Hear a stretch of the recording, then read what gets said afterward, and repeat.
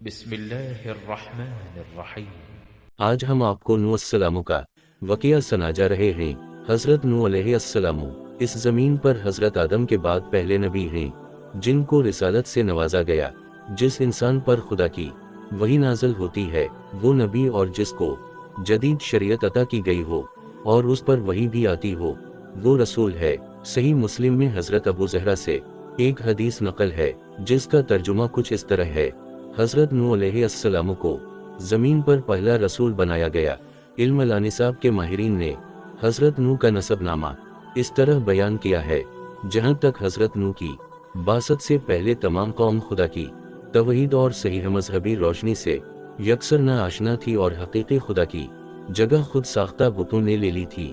غیر اللہ کی پرستش اور اصنام پرستی ان کا شعار تھا۔ حضرت نوح کی قوم دجلہ اور فرات کے دو آبا میں تھی۔ حضرت نوح علیہ السلام کو مبعوث کیا گیا۔ جہاں تک وادی دجلہ اور فرات کی ان زمینوں کا تعلق ہے، ان سرزمینوں میں ماضی کے نہ جانے کتنے راز اور بھید پوشیدہ ہیں۔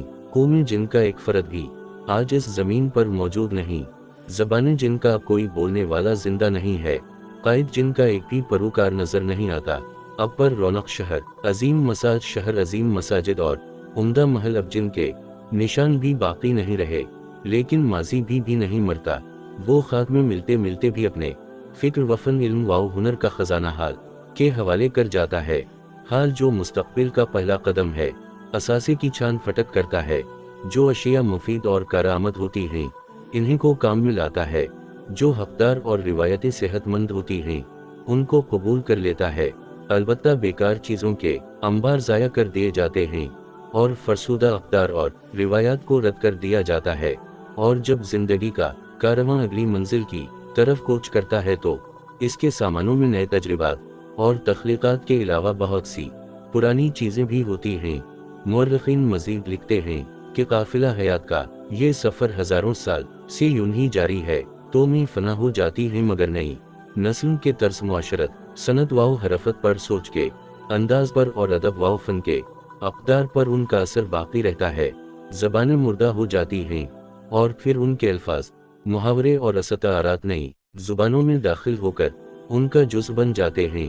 پرانے عقائد کی خدائی ختم ہو جاتی ہے، لیکن نئے مذہب کی ہر آستین میں اور امامہ و دستار کے ہر بیچ میں پڑے بت پوشیدہ رہ جاتے ہیں۔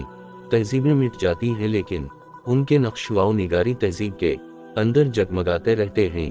ہزاروں برس گزرے، ایسی ہی ایک تہذیب دجلہ اور فرات کی وادی میں ابھری اور دیکھتے ہی دیکھتے پورے مشرق کے قریب میں پھیل گئی۔ بنی نوع انسان کی دراصل یہ پہلی منظم تہذیب تھی۔ اس تہذیب کا سکہ 2500 برس تک بحیرہ روم سے بحیرہ عرب تک چلتا رہا۔ تب فارس کے آتش کدن میں معین الدین زرتشت کے زمرے بلند ہوئے، اور ہخامنشی فرمانرواؤں نے بائل اور نینوا کے ملبوں پر ایرانی تہذیب کی عمارتیں کھڑی کیں۔ دجلہ اور فرات کا تہذیبی دھارا ایرانی تہذیب میں مل گیا اور دو آبے کا مذہب باقی رہا، لیکن وہاں کے باشندوں نے بنی انسان کو پہلی بار علوم و فنون سے روشناس کر کے دنیا پر جو احسان کیا ہے اسے کوئی فراموش نہیں کر سکتا۔ دنیا کے سب سے پرانے گاؤں اسی دو آبا میں ملے ہیں۔ کاشتکاری کا سب سے پہلے وہیں رواج پایا تھا۔ کمہار کا چاک سب سے پہلے وہیں بنایا گیا۔ سب سے قدیم شہر کے آثار واؤ ہیں برآمد ہوئے ہیں۔ شہری ریاستیں پہلے پہل اسی وادی میں قائم ہوئی تھیں، اور قانون کا سب سے پہلا ضابطہ اسے قائم کا سے سرزمین پر مرتب ہوا تھا۔ مگر دجلہ اور فرات کے قدیم باشندوں کا سب سے عظیم کارنامہ فن تحریر کی ایجاد ہے۔ سب سے پہلے مدرسے بھی دجلہ اور فرات کے ساحلوں پر کھولے گئے۔ سب سے پرانے کتب خانے بھی وہیں دستیاب ہوئے ہیں، اور سب سے پرانی داستانیں بھی اسی خطے کی تصنیف ہیں۔ دجلہ اور فرات کی وادی کا موجودہ نام عراق ہے، لیکن قدیم زمانے میں یہ پورا علاقہ 3 حصوں میں بٹا ہوا تھا۔ شمالی حصہ جس میں موجودہ موصل بھی شامل تھا، جس میں انسانی آبادی کے سب سے قدیم آثار ملے ہیں، آشور کہلاتا تھا۔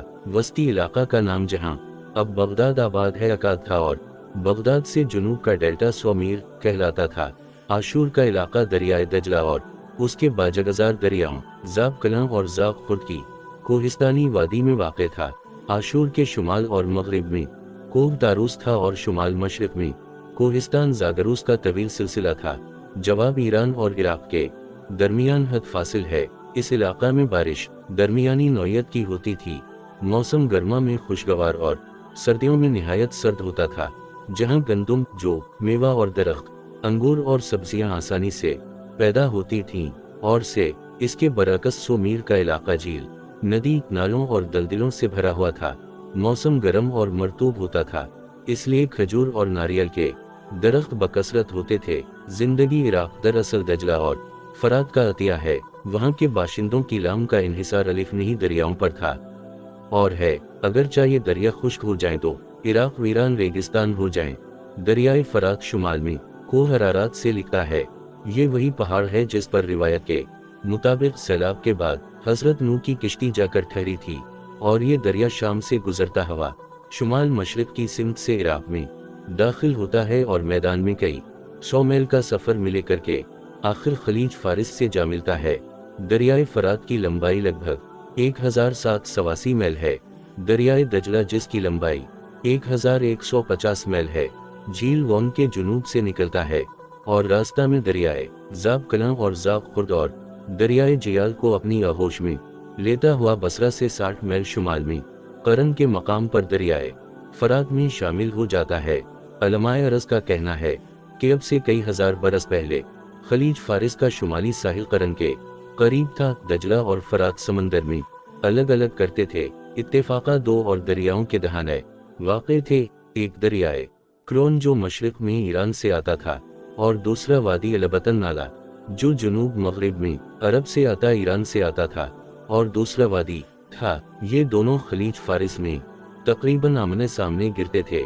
इन दरियाओं की मिट्टी दहानों के पास जमा होती रहती, यहाँ तक के खलीज फारिस के एक किनारे से दूसरे किनारे तक रफ्ता रफ्ता मिट्टी की एक दीवार खड़ी हो गई।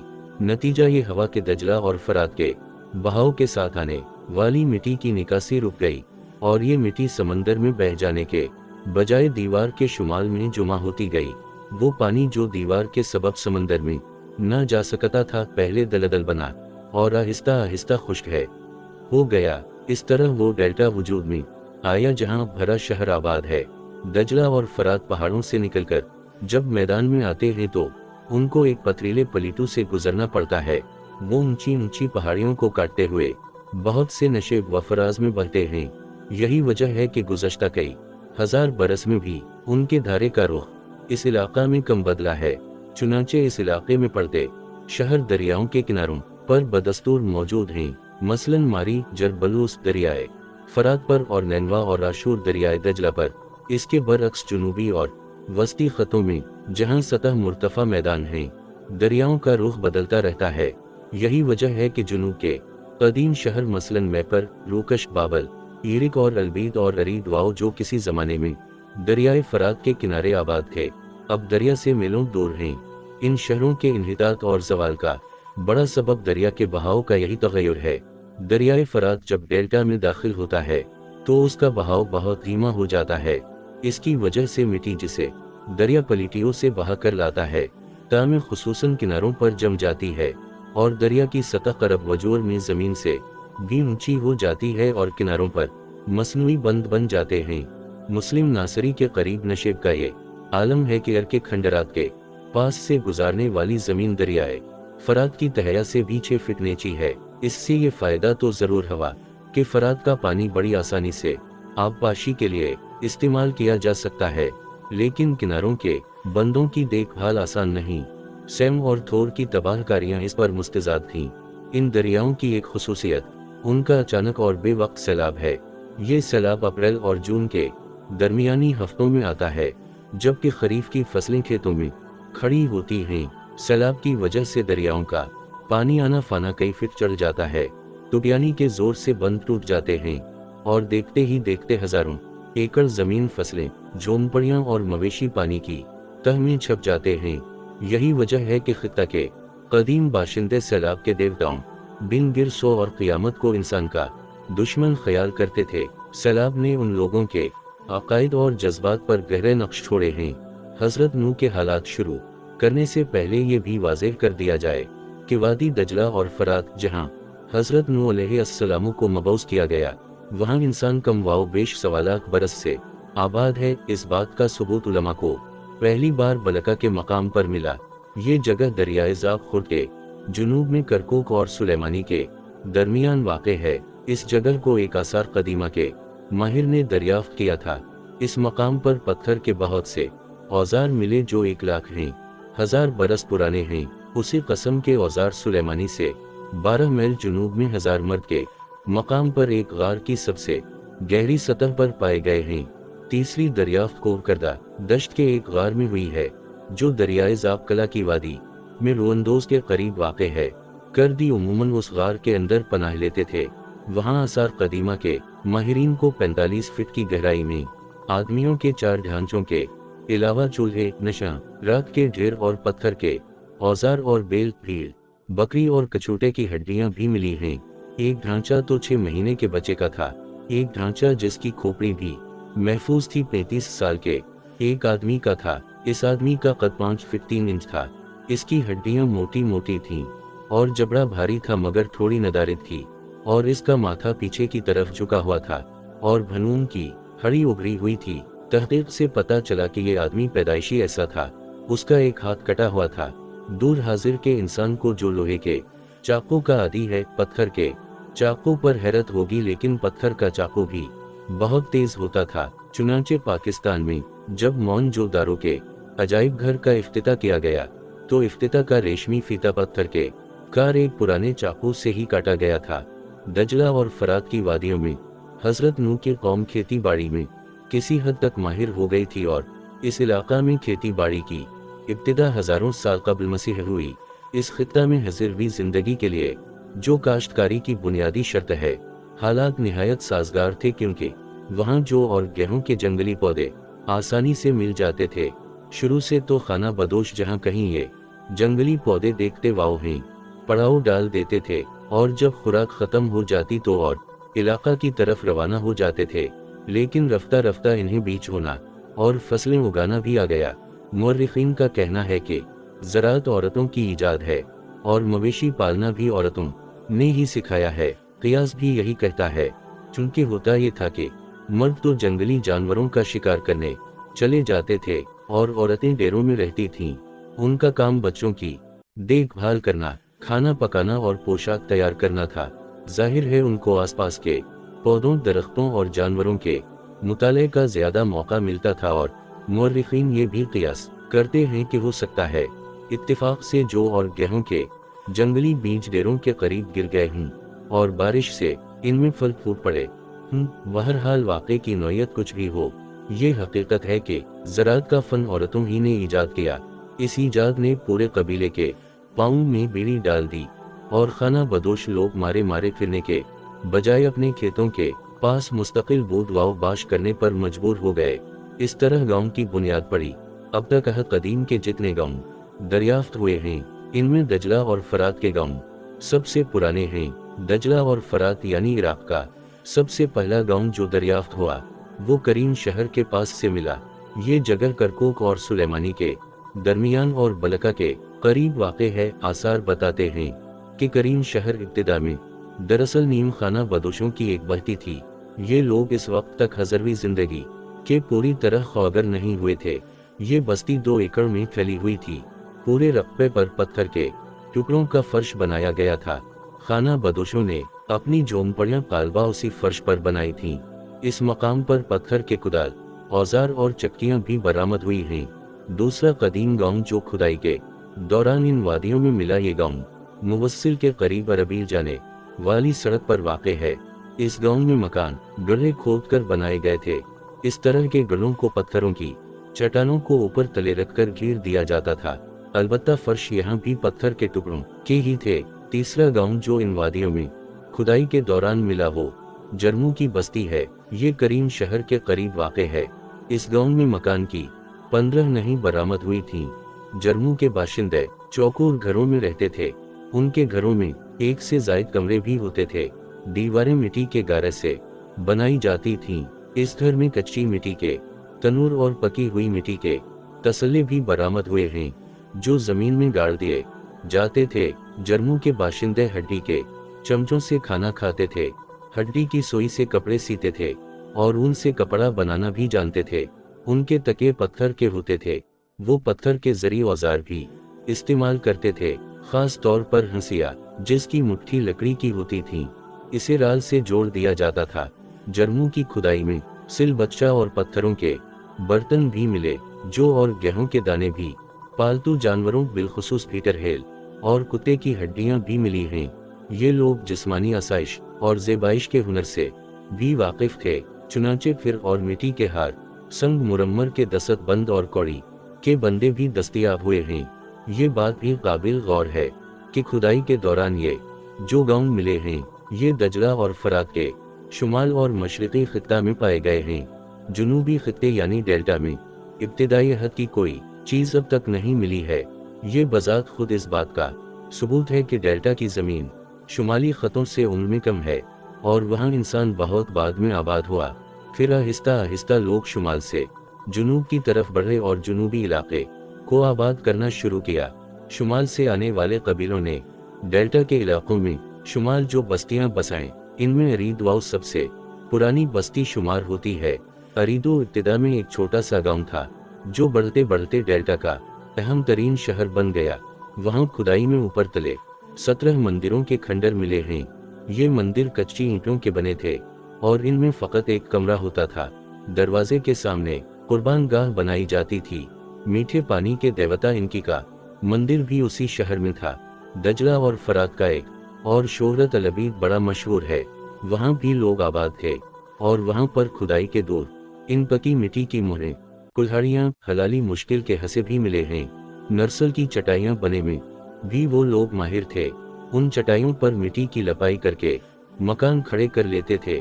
इस कस्म का मकान रेदवाओ शहर के खुदाई में भी मिला है। इस इलाके में बसने वाले कदीम लोगों में से एक गिरोह को सोमीर कहते हैं। जहाँ तक उनके बारे में ताल्लुक है, अब तक ये फैसला नहीं हो सका कि वो किस नस्ल के लोग थे। पुराने ढांचों से इतना पता चलता है कि नून के दांत लंबे थे, जबड़े की हड्डी मोटी और उभरी हुई थी, रंग गंदी था और सर के बाल सियाह थे। बाज मुहक्किकों का ख्याल ये लोग आर्यन ये लेकिन दूसरे लोग इससे इख्तिलाफात रखते हैं। उनका कहना है कि उनकी ज़बान आर्यों से नहीं मिलती और उनकी ज़बान तुर्कों से ज़्यादा मिलती जलती। सोमीर खित्ते को सोमेरी ज़बान में झाओ की ज़मीन कहते थे। ये इलाका बोदो बाश के लिए सख्त नामौजूद था क्योंकि वहाँ का मौसम बहुत गर्म और मरतूब था। ज़मीन पर छोटी छोटी झीलों और नदी नालों का जाल बिछा हुआ था और जो दलदल झाओ और नरसल की झाड़ियों से अटे हुए थे और झाड़ियाँ जहरीले जानवरों और दरिंदों से भरी हुई थीं। करब वाओ जवार के रेगिस्तानों में आंधियों के तूफान आते थे और रेत के बबूले उगते रहे थे। ये दजला और फरात के जुनूबी हिस्सों का माहौल और तर्ज मुआशरत आज भी तकरीब वही है जो हजारों बरस पीछतर था। दरियाए दजला और फरात सनगम बनाने से पहले एक वसी दिलदिली इलाके में फैलकर गुजरते थे, जहां नरसल की झाड़ियां और पहले पहले नाले थे जिनके किनारे खजूर के दरख्त खड़े होते थे। इस अजीब वाओ गरीब दुनिया में वहां के बाशिंदे छोटी छोटी कश्तियों में बैठे अपने अपने रेवर की देखभाल करते थे और चावल की फसलों के दरमियान वक्फा में मछलियों का भाले से शिकार करते और मुर्गाबियां जाल में पकड़कर शहर में फरोख्त कर दिया करते थे।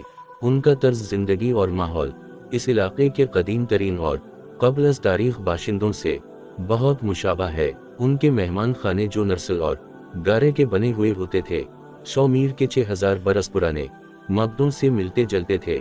ये भी कहा जाता है कि उन इलाकों में बसने वालों में सोमीर बड़े जफाकश, ज़हीन और हुनरमंद लोग थे। इन्होंने माहौल से हार नहीं मानी थी, बल्कि इसको अपना मुती बना लिया था। इन्होंने जंगलों को काटा और दलदलों को खुश्क किया और बस्तियां आबाद की और काश्तकारी करने लगे। डेल्टा की ज़मीन बहुत ज़रख़ेज़ थी और बारिश बहुत कम होती थी। ये कमी दरियाए फरात पूरी कर देता था। चुनांचे दुनिया की पहली नहर जिसका जिक्र तहरीरों में आया है, सोमीर में ही खोदी गई थी। ये नहर इराक में अब तक मौजूद है। इस नहर को लगाश इलाके के बादशाह ने तकरीबन हजारों बरस गुजरे इसलिए खिदवाया था कि दरियाए वो कम हो जाते थे, फरात के पानी पर जो झगड़ा रहता था वो ख़त्म हो जाए। अहल सोमीर की खुराक उमूमन खजूर और जौ की रोटी थी। उनके हलों में एक नलकी लगी होती थी ताकि जताई के साथ साथ हवाई भी हो जाए। यूनान के मशहूर मूर्ख हेरोडोट्स ने इस इलाके की ज़रख़ेज़ी का जिक्र करते हुए लिखा है कि यहाँ पैदावार पेज से 300 गुना ज़्यादा होती थी। जाहिर है ये पैदावार आबादी की फ़रोख्त से कई गुना ज़्यादा थी। चुनांचे अहल सौमीर अपनी अपनी फजल पैदावार को करब वाव जवार के इलाकों को बरामद करते थे और इसके बदले तानी, चांदी, लकड़ी और दूसरी चीज़ें दरामद कर लेते थे। हज़रत नूह ने अपनी कौम को राह हक़ की तरफ पुकारा और सच्चे मजहब की दावत दी, लेकिन कौम ने ना माना और नफरत व हिकारत के साथ इनकार पर इसरार किया और अपनी जिद, अपनी हट धर्मी पर कायम रहे और वहदानियत की तरफ आने, एक खुदा की बंदगी और इबादत करने के बजाय इन्होंने बुत परस्ती को तरजीह दी। हज़रत नूह की मुखालफत में अमरा और रोसाए कौम पेश पेश थे।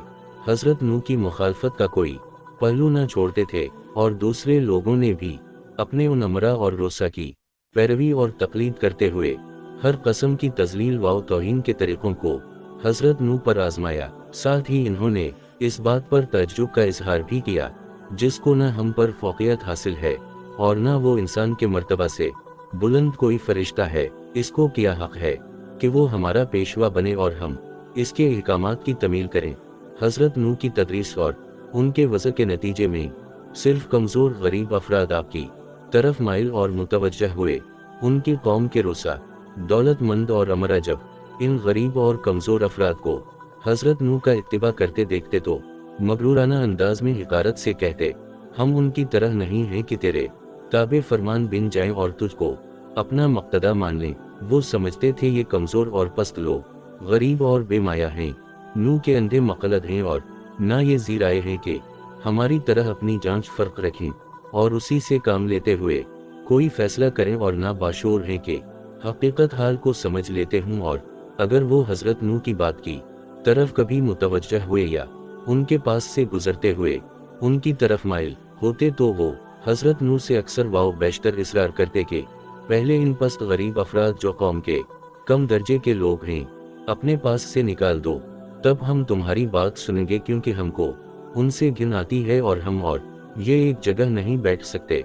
अपनी कौम के उन साहब हैसियत और अमरा को हज़रत नूह एक ही जवाब देते कि ऐसा कभी ना होगा, क्योंकि खुदा के मुखलिस बंदों को मैं अपने से अलहदा नहीं कर सकता, और अगर मैं उनके साथ ऐसा मुआमला करूं जिसके तुम ख्वाहिशमंद हो तो खुदा के अजाब से मेरे लिए कोई जाए पनाह नहीं है। से लिए नहीं, मैं इस दर्दनाक अजाब से डरता हूँ। इसके यहाँ इखलास की कद्र है, अमीर व गरीब का वहाँ कोई सवाल नहीं है। इसके अलावा अपनी कौम के उन लोगों को मुखातब करते हुए आप इरशाद फरमाते कि मैं तुम्हारे पास खुदा की हिदायत का पैगाम लेकर आया हूँ, न मैंने गैबदानी का दावा किया है और न फरिश्ता होने का, खुदा का बरगज़ीदा पैगंबर और रसूल हूँ। और दावत व इरशाद मेरा मकसद व नस्बलैन है। इसको सरमाया दाराना बुलंदी, गैबदानी या फरिश्ता होने से क्या वास्ता। ये कमज़ोर और नादार अफराद जो कौम के गरीब अफराद हैं, जो खुदा पर सच्चे दिल से ईमान लाए हैं, तुम्हारी निगाहों में इसलिए हकीर और जलील हैं कि वो तुम्हारी तरह साहब दौलत व माल नहीं हैं, और उसी लिए तुम्हारे ख्याल में ये न खैर हासिल कर सकते हैं और न सादत। ये दोनों चीज़ें दौलत व हशमत के साथ हैं, न कि गुर्बत व इफलास के साथ। खुदा की सादत व खैर का कानून ज़ाहिरी दौलत व हशमत के ताबे नहीं है, और न इसके यहाँ सादत व हिदायत का उसूल व इदराक सरमाया की रौनक के ज़ेर असर है, बल्कि इसके बरअक्स तमानियत नफ्स, रज़ाए इलाही, गनाए क़ल्ब और इखलास नीयत व अमल पर मौकूफ़ है। हज़रत नूह ने ये बारहा तंबी की और अपनी कौम के उन मगरूर और साहब हैसियत अफराद को मुखातब करके फरमाया। इस पर कौम के इन सरदारों ने जिन्होंने कफर की राह इख्तियार की थी कहा, हम तो तुम में इसके सिवा कोई बात नहीं देखते कि हमारी ही तरह के एक आदमी हो जो लोग तुम्हारे पीछे चले हैं, इनमें से उन लोगों के सिवा कोई दिखाई नहीं देता जो हम में जलील व हकीर हैं और बेसोचे समझे तुम्हारे पीछे हो लिए हैं।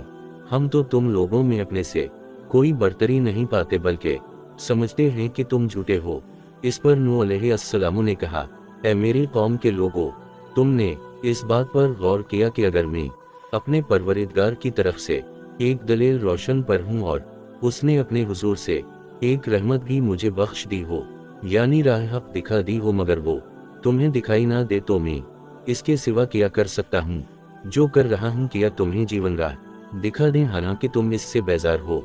लोगों, जो कुछ मैं कह रहा हूँ तो इस पर माल व दौलत का तुमसे तालिब नहीं। मेरी खिदमत की मजदूरी जो कुछ है वो सिर्फ अल्लाह पर है, और ये भी समझ बूझ वाले लोग ईमान लाते हैं। वो तुम्हारी नजरों में कितने ही जलील हूँ, मगर मैं ऐसा करने वाला नहीं कि अपने पास से उनको हटा दूं।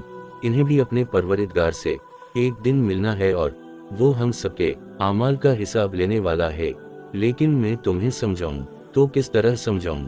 मैं देखता हूं तुम एक जमात हो हकीकत से जहल। ऐ मेरी कौम के लोगों, मुझे बताओ, अगर मैं उन लोगों को अपने पास से निकाल बाहर करूं और अल्लाह की तरफ से मेरा मुआखजा हो, जिसके नजदीक मयार कबूलियत ईमान व अमल है, न तुम्हारी गढ़ी हुई शराफत और जिल्लत, तो अल्लाह के मुकाबले में कौन है जो मेरी मदद करेगा? अफसोस तुम पर किया तुम गौर नहीं करते। और देखो, मैं तुमसे ये नहीं कहता कि मेरे पास अल्लाह के खजाने हैं, ना ये कहता हूँ काफ है मैं गैब की बातें जानता हूँ, और ना मेरा ये कहता है कि मैं फरिश्ता हूँ। और मैं ये भी नहीं कहता जिन लोगों को तुम हिकारत की नज़र से देखते हो अल्लाह इन्हें भलाई नहीं देगा, जैसा कि तुम्हारा एतकाद है कि अल्लाह ही बेहतर जानता है जो कुछ उन लोगों के दिलों में है। अगर मैं तुम्हारी ख्वाहिश के मुताबिक ऐसा कहूँ तो जो नहीं ऐसी बात कही तो मैं जालिमों से हो जाऊंगा। इस कौम की बदबख्ती का जिक्र करते हुए खुदा ने फिर इस कौम की हालत बयान करते हुए फरमाया, हमने नूह को इसके कौम की तरफ भेजा कि वो अपनी कौम को डराए, इससे पहले कि इन्हें दर्दनाक अजाब पहुंचे, और अपनी कौम को मुखातब करके बोला, ऐ मेरी कौम में तुमको डर सुनाता हूँ खोल खोल कर, और बंदगी करो अल्लाह की, और इससे डरो कि वो तुम्हारे गुनाह बख्शे और एक मुकर्ररा वादे तक वो तुम्हें झील दे, और जो वादा अल्लाह ने किया है जब आप पहुंचेगा तो फिर इसकी ढील नहीं होगी।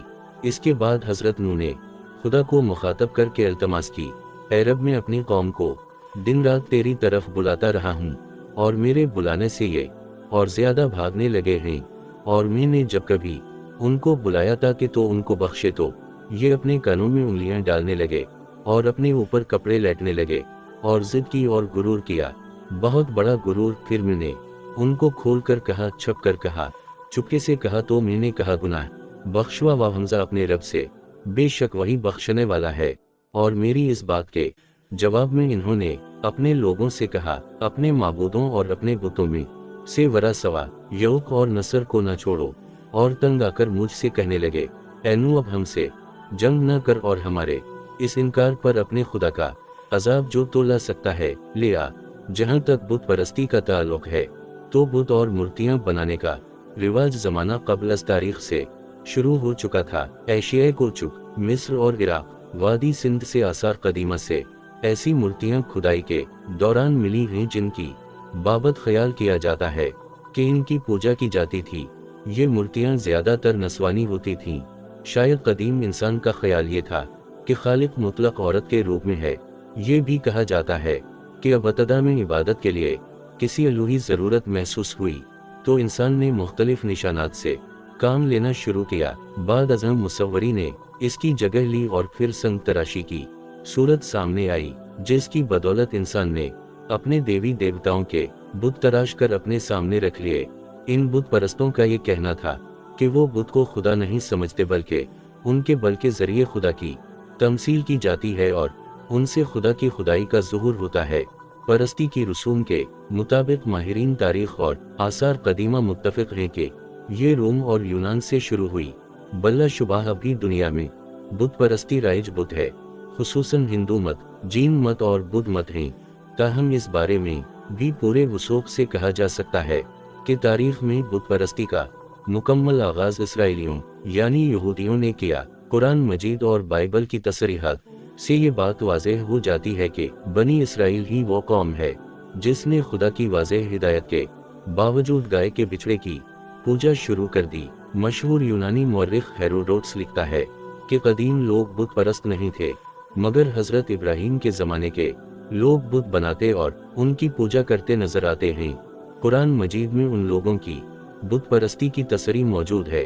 अगर खुद ईसाई और यहूदी मौर्रिखीन का कहना है कि बुत परस्ती की इब्तिदा सही मानों में कदीम यहूदियों से हुई, आज भी यहूदी और ईसाई मुख्तलिफ बुत बनाते और अपने माबदों में सजाते हैं। यूं तो बुत परस्ती दुनिया भर में किसी न किसी तौर पर राइज रही, लेकिन इसकी शरक की लपेट में सबसे ज्यादा हिंदी, यूनानी और अरब अक़वाम आई। हिंदुस्तान में सैकड़ों देवी देवताओं के बुत तराशे गए। द्रविड़ों, आर्यों और ब्राह्मणों बुद्ध मत के पैरोकारों ने मजहबी इबादत के लिए बुद्ध को अहम हैसियत दी कि हर जात हर घराने के लिए अलहदा बुद्ध पूजना मजहब का हिस्सा ठहरा, और यूं उनकी तादाद उनगिनत हुई। ताहम इनके 3 बड़े देवता ब्रह्मा, विष्णु और शिव थे। बुद्ध मत और जैन मत में गौतम बुद्ध और महावीर के बुद्ध बनाकर पूजे गए। यूनानियों के यहाँ इंसानी शक्ल व सूरत के देवताओं के बुद्ध बनाए जाते थे, जो तादाद में 12 थे। इनमें 7 देवता और 5 देवियां थीं। आसमान के देवता को यूरानस, जमीन की देवी को गे का नाम दिया गया था। दीगर देवता ज़ीउस, अपोलो, हरमलीस, अमरीस और बहुत से दूसरे भी थे। बुत परस्ती के सिलसिले में अरबों के तरीके मुख्तलिफ थे। इनमें बुत परस्ती को फरोग ईसाइयों और यहूदियों की बाबी आवेजिश से हुआ। ईसाइयों के हम मिस्र और यूनान की बुत परस्ती के आसार नुमायां थे। कलीसियाओं में अक्सर सनम रखे जाते थे। यही चीज मर्दों के यहाँ दर आई और हर कबीले ने अपने लिए बुत तराशने शुरू कर दिए। इन्हें सनम और नस्ब कहा जाता था। आम ख्याल था कि ये बहुत आसमान से नाजल होते हैं। अरबों का ये अकीदा था। ये बुत खुदा और बंदे के दरमियान वसीला का बायस हैं। मरकजी इत्तेहाद की खातिर मुख्तलिफ कबाइल ने अपने अपने बुत लाकर खाना काबा में रख दिए थे। ऐसा इन्होंने अपने रिवाज के मुताबिक किया। फतह मक्का के वक्त उनकी तादाद 360 थी। इब्न हशाम लिखते हैं, अरबों में बुत परस्ती का आगाज करने वाला शख्स उमरू बिन भी था, जो शाम की सरजमीन में तिजारत के लिए गया। इसे हिमायतियों की बुत परस्ती पसंद आई और वो उनसे हबल नामी एक हिदायत ले आया, जिसे खाना काबा वो से पहल नामी लेकी छत पर रख दिया गया ताकि अरब इसकी इबादत करें। इन बुतों की परस्तिश तूफान नू के थोड़े अरसे बाद से हो रही थी, जिसे अरबों ने फरोग बख्शा। इस्लाम ने न सिर्फ बुत परस्ती का कला कमा किया, बल्कि अरब की ज़मीन को इन बुतों के वजूद से ही पाक कर दिया। जहाँ तक बुत तराशी का ताल्लुक है, तो मुअर्रिखीन का कहना है कि बुत तराशी कदीम ज़माने ही से चली आ रही थी। तहजीब के आगाज से भी बहुत कब्ल के इंसान ने तस्वीर कुशी व बुत तराशी का आगाज कर दिया था।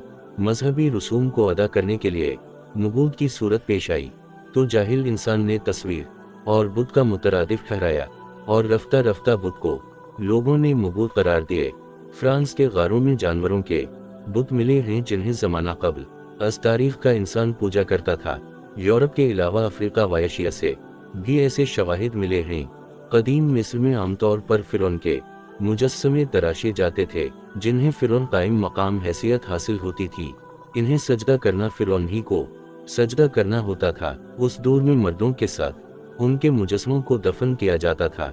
चुनांचे बुत तराशी के फन ने खासा उरूज हासिल किया। दजला और फरात यानी इराक के इलाके में समीरी, अकादी, बाबली, आशूरी और फारसी तहजीबों में बुत परस्ती को एक फन की हैसियत हासिल हो गई थी। हजरत इब्राहीम के वतन में बुत परस्ती का फन 4000 साल कब्ल मसीह से राइज था। यहाँ आदमियों और जानवरों के बुत बनाए जाते थे, जिनके लिए पत्थर, हड्डी, धात और लकड़ी वगैरह इस्तेमाल की जाती थी। नैनवा शहर में 885 साल कब्ल मसीह का दौर बुत परस्ती का नुमायां दौर ख्याल किया जाता है। तकरीबन हर घर में बुत सजाए जाते थे। जंगी वाक़यात को मुजस्समों की शक्ल देना उसी दौर से शुरू हुआ था। कदीम यूनान में बुत तराशी का फन अपनी इंतहा को पहुंच गया था। मकदूनी और क्रेट की रियासतों में 19वीं सदी कब्ल मसीह में खूबसूरत मुजस्समा साजी होती थी। मुजस्समा साजी में यूनानी माहिरीन इस कदर आगे बढ़ चुके थे कि उनके बारे में मशहूर था कि यूनान उलूम का बाग है और मुजस्समा साजी इस बाग का खूबसूरत फूल है। इन्होंने संग मुरम्मर और हाथी दांत के खूबसूरत बुत तराशे। यूनान से ये फन ईरान पहुंचा और यहाँ फरहाद जैसे मशहूर मुजस्समा साज पैदा हुए। यहीं से ये फन हिंदुस्तान आया। सिकंदर आजम के हमलों के बाद शुमाली हिंदुस्तान में गंधारा आर्ट ने जन्म लिया। बुद्ध मत के पैरोकारों ने इस फन को और तरक्की दी। कृष्ण, राम वगैरह के मुजस्समों के साथ साथ महात्मा बुद्ध के मुजस्समे भी तराशे गए। हिंदुस्तान से ये फन बुद्ध मत के पैरोकारों के हमराह चीन और जापान पहुंच गया। अगरचे कदीम चीनी और शान अदवार चाओ में हमें बुत तराशी के उम्दा नमूने नहीं मिलते, लेकिन हन दौर जो दूसरी सदी कबल मसीह से शुरू हुआ, चीनी मुजस्समा साजी के उरूज का दौर था। उस दौर में जापानी मुजस्समा साजी का आगाज हुआ, जो आज तक पूरे जोश व खरूश के साथ जारी है। यूरोप में यूनानियों के बाद रोमनों का दौर आया और फिर अरसा दराज तक इस्लामी फतूहात की वजह से बुत तराशी का फन नका रहा है। यूरोप के तारीख दौर में कहीं कहीं रूमी आर्ट की बाज़गशत सुनाई दे जाती थी। 15वीं सदी ईस्वी में फ्रांस में इस फन का आगाज हुआ, फिर इसने बाकायदा संग तराशी के फन की हैसियत इख्तियार कर ली। कदीम अरबों के हम बुत तराशी बतौर फन कभी राइज नहीं रही। वो बुत परस्त तो थे, लेकिन बुत तराश नहीं थे। इनके हम बहुत दूसरे मुल्कों से आते थे। खाना काबा में रखे गए 360 बुत ज्यादातर बाबल, आशूर और मिस्र के इलाकों से आए थे। जहां तक हजरत नूह की कौम की बुत परस्ती का ताल्लुक है, तो उनके अंदर 5 बुतों की पूजा पाठ जोर वाव शोर से होती थी। इनमें पहला वरा, दूसरा सवा, तेसर अलगोस, चौथा यऊक और 5वां नसर था। और इन सब का जिक्र कुरान मजीद में भी आता है। कौम नूह ने जवान बुतों की परस्तिश शुरू की तो उनकी तफसील इमाम बगवी फरमाते हैं कि हश्शाम बिन मोहम्मद बिन साइब कलबी ने कहा, मेरे बाप ने मुझे खबर दी कि बुत परस्ती की बुनियाद इस तरह शुरू हुई कि जब हजरत आदम ने इंतकाल किया तो आपके छोटे बेटे शीस बिन आदम की औलाद ने उनकी लाश इस पहाड़ के गार में रखी जिस पर वो जन्नत से उतारे गए थे। वो पहाड़ सरजमीन हिंदुस्तान में है और इसका नाम नूद है, और रोए जमीन के पहाड़ों से ज्यादा सरसब्ज है। हश्शाम ने मजीद बयान किया कि मेरे बाप ने मुझे ये भी खबर दी और इन्होंने ये मामला अबी सालेह और इब्न अब्बास से बयान किया कि हजरत आदम की वफात के बाद हजरत शीस की औलाद को हिस्तानी सिलसिले के एक तरफ रहती थी, जबकि कोहिस्तानी सिलसिले के दूसरी तरफ उनके बड़े भाई काबील की औलाद रहती थी। चुनांचे हजरत शीस की औलादात इस पहाड़ के गार में आदम की लाश के पास जाया करती, बस इसकी तज़ीम करती थी। ये देखकर काबील की औलाद में से एक ने कहा कि ए बनी काबील, देखो कि बनी शीट के पास एक चीज ऐसी है जिसके गर्द घूमते हैं और इसकी तज़ीम करते हैं, जबकि तुम्हारे पास कुछ भी नहीं है। यानी बनी शीस के पास तो हजरत आदम दफन हैं, गोया बनी शीस हजरत आदम के वारिस हैं, जबकि बनी काबील इससे महरूम है। अपने कबीले से ये बात कहने के बाद उस शख्स ने एक मोहरत घड़ी, और कहा जाता है कि दुनिया में यही पहला शख्स है जिसने मोहरत बनाई। और साथ ही कौम नूह की बुत परस्ती की तफसील को आगे बढ़ाते हुए ये भी कहा गया कि वदा, सवा, वहुस, यऊक और नसर वो लोग थे जिनका ताल्लुक बनी काबील से था। और इत्तिफाक की बात की ये पांचों ने एक अशखास एक ही महीने में इंतकाल कर गए, तो उनकी बरादरी वालों को उनकी वफात से बड़ा सदमा हुआ। कर गए तो बस बनी काबील में से एक ने उनसे कहा, ए कौम, क्या तुम चाहते हो कि मैं उनकी सूरतों की 5 मूर्तें तुमको घुड़ दूं? गोया वो तुम्हारे सामने रहेंगे। उनकी मूर्तें बनाने के बाद हम मुझे ये कुदरत यकीना नहीं कि उनकी रूहें उनमें डालूं। उस शख्स की इस बात से बनी काबील बड़े खुश हुए और इन्होंने कहा, हाँ, हम चाहते हैं कि तो उनकी मूर्तें बना और हम उनके सामने खड़े होकर इन्हें देखें ताकि हमारे दिलों में उनकी याद ताज़ा रहे। बस उस शख्स ने उनके लिए उन 5 बुजुर्गों के 5 बुत बना दिए जो उनकी सूरत के मुवाफिक थे और वहां नस्ब कर दिए। बस जो उनके अजीज व अकारिब और रिश्तेदार थे अपने भाई, चचा, चचीरे भाई की मूरत के पास आते और इसकी तज़ीम करते और उसके इर्द गिर्द फरा करते। इन बुतों और उनकी तरफ माइल होने की इब्तिदा बर्दी बिन महिलाइल बिन कसतान बिन अनूश बिन शैस बिन आदम के दूर में हुई और ये सब हजरत नूह के बुजुर्गों में से थे। इसके बाद जब दूसरी नस्ल आई तो इन्होंने इन मौरतों की तज़ीम की। फिर उनके बाद तीसरी नस्ल वाले आए तो इन मौरतों से मुतालिक कहने लगे, हमसे अगले लोग जो हमारे बुजुर्ग थे बेफायदा उनकी तज़ीम नहीं करते थे, बल्कि इसलिए तज़ीम करते थे कि खुदा के नज़दीक उनकी शफात और उनकी सिफारिश के जरिया थे। बस ये लोग इन मौरतों को पूजने लगे और उनकी शान बुजुर्ग करार दी और कफर शदीद हुआ। बस जब उन 5 बुजुर्गों के बुत बना दिए गए और हजरत आदम के बेटे काबील की नस्ल के लोग उनकी परस्तिश और पूजा पाठ करने लगे, तब इन्हें राह हिदायत की तरफ बुलाने के लिए और इन्हें खुदा की वहदानियत और सिरात मुस्तकीम की तरफ बुलाने के लिए खुदा मुस्तकीम की तरफ बुलाने के लिए खुदा ने उनकी तरफ अपने पैगंबर हजरत इदरीस को मबूस करके भेजा। चुनांचे हजरत और लेस ने उनको तवहीद की तरफ बुलाया तो इन्होंने हजरत और लेस को झटलाया। हजरत और लेस ने अपनी तरफ से पूरी कोशिश की कि अपनी कौम को बुत परस्ती से निकाली और इन्हें खुदा के पैगाम और उसकी वहदानियत वबद से की तरफ बुलाएं, लेकिन वो बनी काबिल को उन 5 अशखास के बुतों की पूजा पाठ से रोक ना सके। आखिर खुदावंद कुद्दूस ने और लेस को मकाम बुलंद में उठा लिया। हजरत इब्न अब्बास फरमाते हैं, इसके बाद उन 5 बुतों की परस्तिश का मामला सख्त होता चला गया। जगह जगह उनके बुत नस्ब कर दिए गए और बनी काबिल उनकी इबादत पूजा पाठ में मुलव्वस हो गए। बस यही वो कौम थी जिनकी तरफ आखिरकार खुदा ने हजरत नूह को मबऊस किया। उलमा लिखते हैं यहाँ तक कि जब हजरत नूह का जमाना आया तो वो 484 बरस के थे कि अल्लाह ताला ने उनको नबूवत अता की। नूह लोगों को 120 बरस तक अपनी नबूवत के ज़माने में अल्लाह ताला की तरफ बुलाते रहे। आपने बड़ी कोशिश की कि भटकी हुई इस कौम को बुत परस्ती से निकाली, लेकिन कौम के अफराद थे कि हजरत नूह की बात की तरफ ध्यान ही नहीं देते थे, मानते ही नहीं थे। हजरत नूह की हजारहा कोशिशों के बावजूद गुमराह नस्ल इंसानी से मराकल इंसानी है ताल्लुक रखने वाले वो लोग बुत परस्ती की दलदल में और धते चले गए।